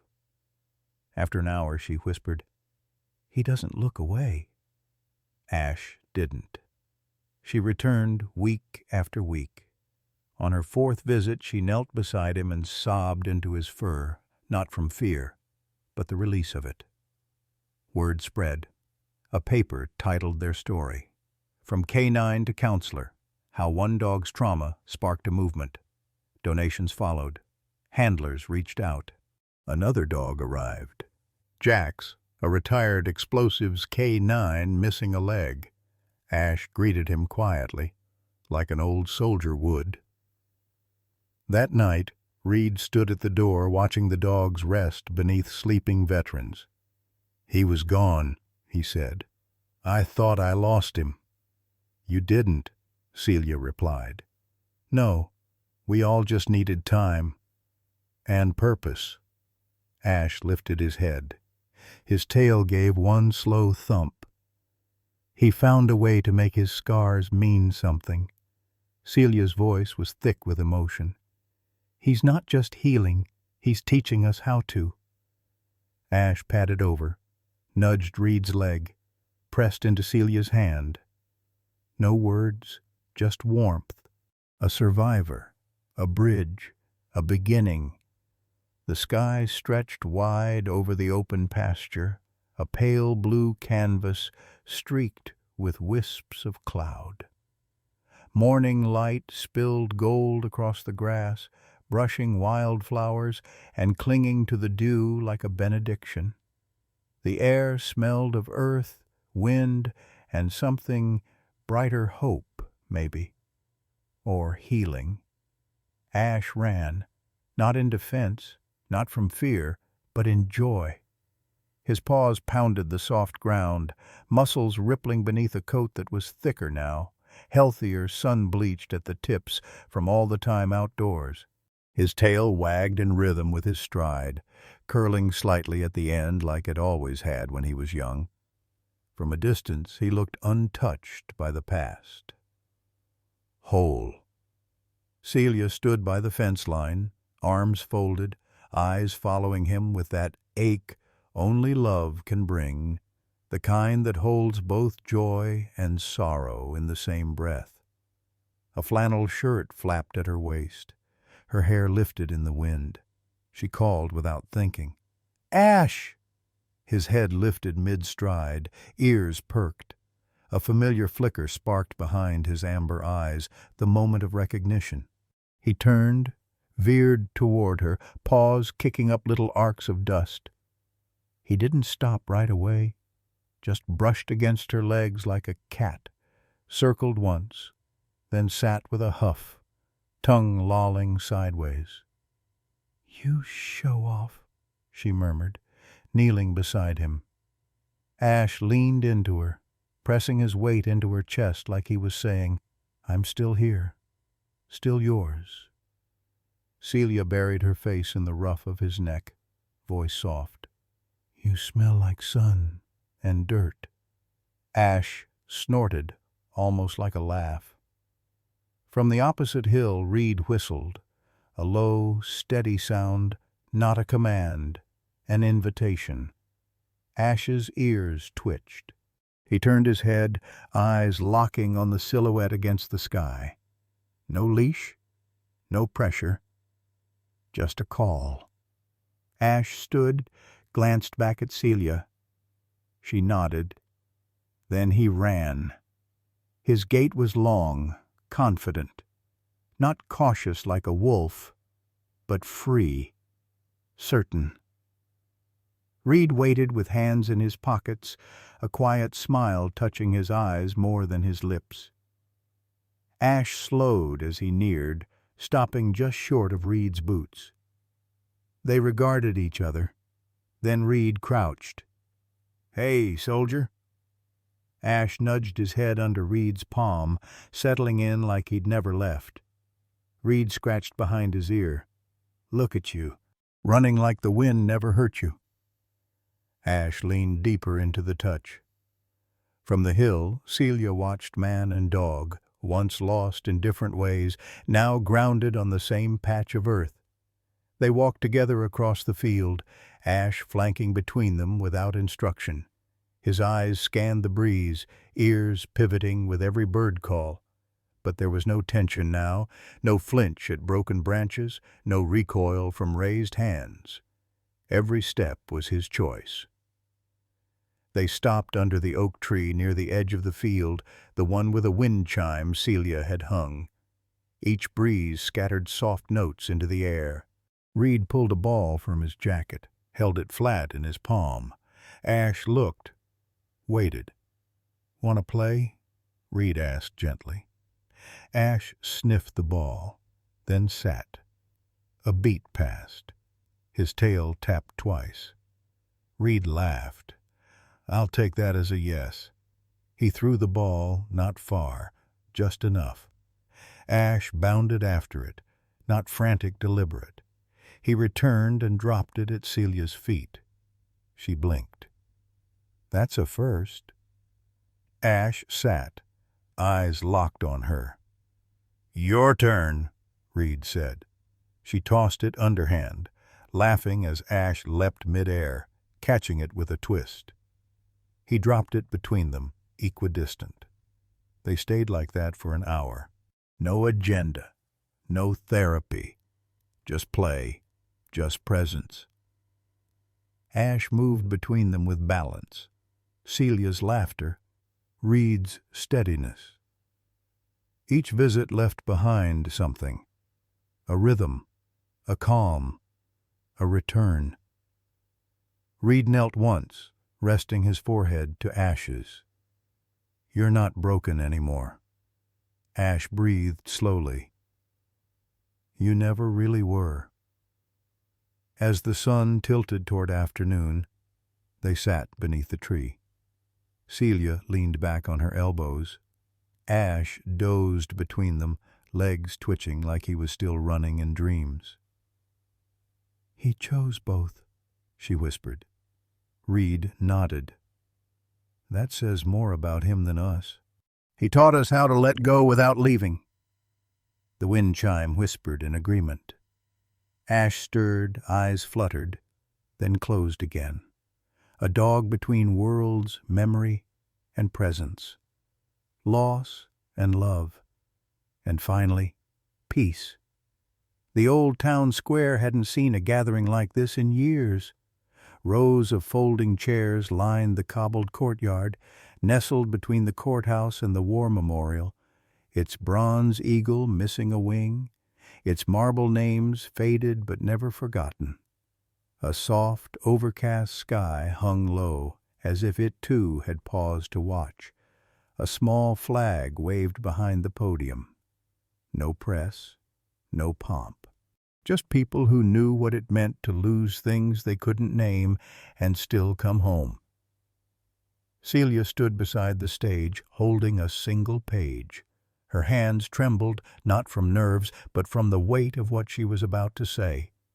Reed stood next to her, collar straight, freshly shaved. His eyes stayed on Ash, seated calmly at their feet. No vest, no uniform. Just a black collar and a thin silver badge that caught the light. Ash's ears flicked at the murmurs but didn't flinch. His gaze swept the crowd alert but still. This wasn't a mission. It was something gentler. Celia leaned down. "You ready?" Ash blinked once, nudged her ankle. The mayor, a woman in her 60s with a cane, stepped to the mic. "We're here today to honor not just service," she said, "but survival. And what comes after?" She gestured for Celia. Celia stepped up, took a breath. "I don't think Ash knows he's being honored," she said, voice steady. "He doesn't know what medals mean, but he knows pain, and he knows how to keep going." Silence settled. "When I found Ash, he was half-starved, half shut down. He didn't growl, didn't beg. He just waited. Like he didn't expect kindness anymore." She swallowed. "I didn't save him. I just offered a hand, and then Reed offered the rest of the world." She looked at the shepherd beside her.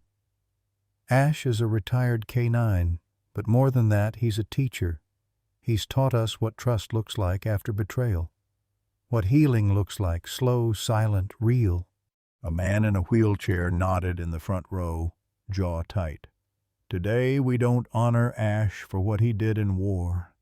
We honor him for what he's done since, for surviving, for staying, for choosing love, even when it hurt."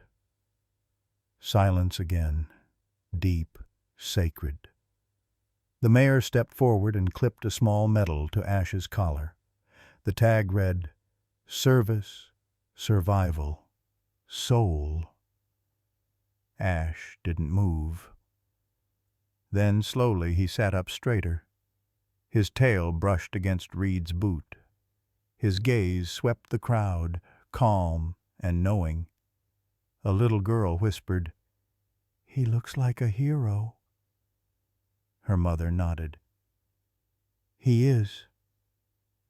That night, rain came gently. Not winter rain, just a hush, tapping softly on the windows like it didn't want to interrupt. The fire burned low. Shadows flickered across pine walls.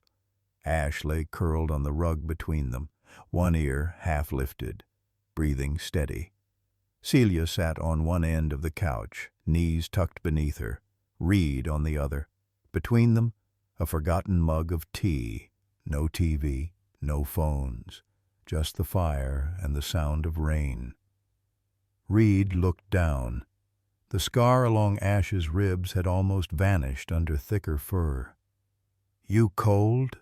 he asked. Celia shook her head. "Not any more." More silence. Worn in.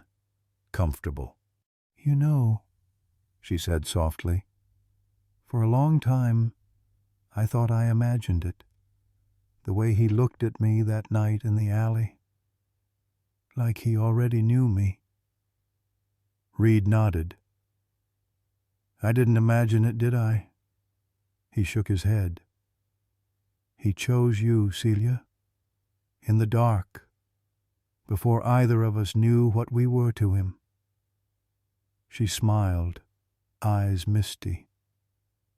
"Thank you," she whispered, fingers threading through Ash's fur, "for coming back." Ash's tail thumped once, a sound that said, "I heard you," a sound that said, "I was never really gone." Outside the wind shifted, inside the fire glowed. Reed leaned back, watching Celia.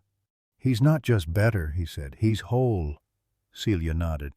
"So are we." Ash shifted, head now resting across both their feet. They didn't move. In that space, in that quiet, flickering warmth, was something that didn't need words. Not everything needed to be healed to be beautiful. Some scars stayed. But Ash had come back. And so had they. Much later, Celia spoke again, just a breath. "I didn't know a dog could carry so much of us." Reed smiled. "He didn't carry us. He held space so we could finally show up." Ash's tail thumped again, and this time neither of them said anything more. The fire burned low, but the warmth remained. So did the dog. So did they. In a world often rushing past pain and healing, stories like Ash's remind us to pause and feel. They remind us that love doesn't always arrive clean or easy. Sometimes it's found in an alley on a stormy night, or in the quiet thump of a tail beside a fading fire. Ash, like so many German shepherds, is more than a dog. He is a guardian of memories, a bridge between brokenness and hope. His journey from abandonment to belonging speaks not only to his resilience, but to the power of compassion of people who choose to stay, to listen, to believe. This story is a tribute to all the animals who've saved us without words, who've sat beside our silence and loved us through our worst. It's a reminder that healing is not always loud. Sometimes it's a walk through a field, a scar touched gently, a second chance offered with open arms. May we continue to protect, cherish, and fight for those who cannot speak, especially the loyal hearts like Ash who never stop listening. Because sometimes the most extraordinary kind of love comes on four legs and chooses us when we need it most.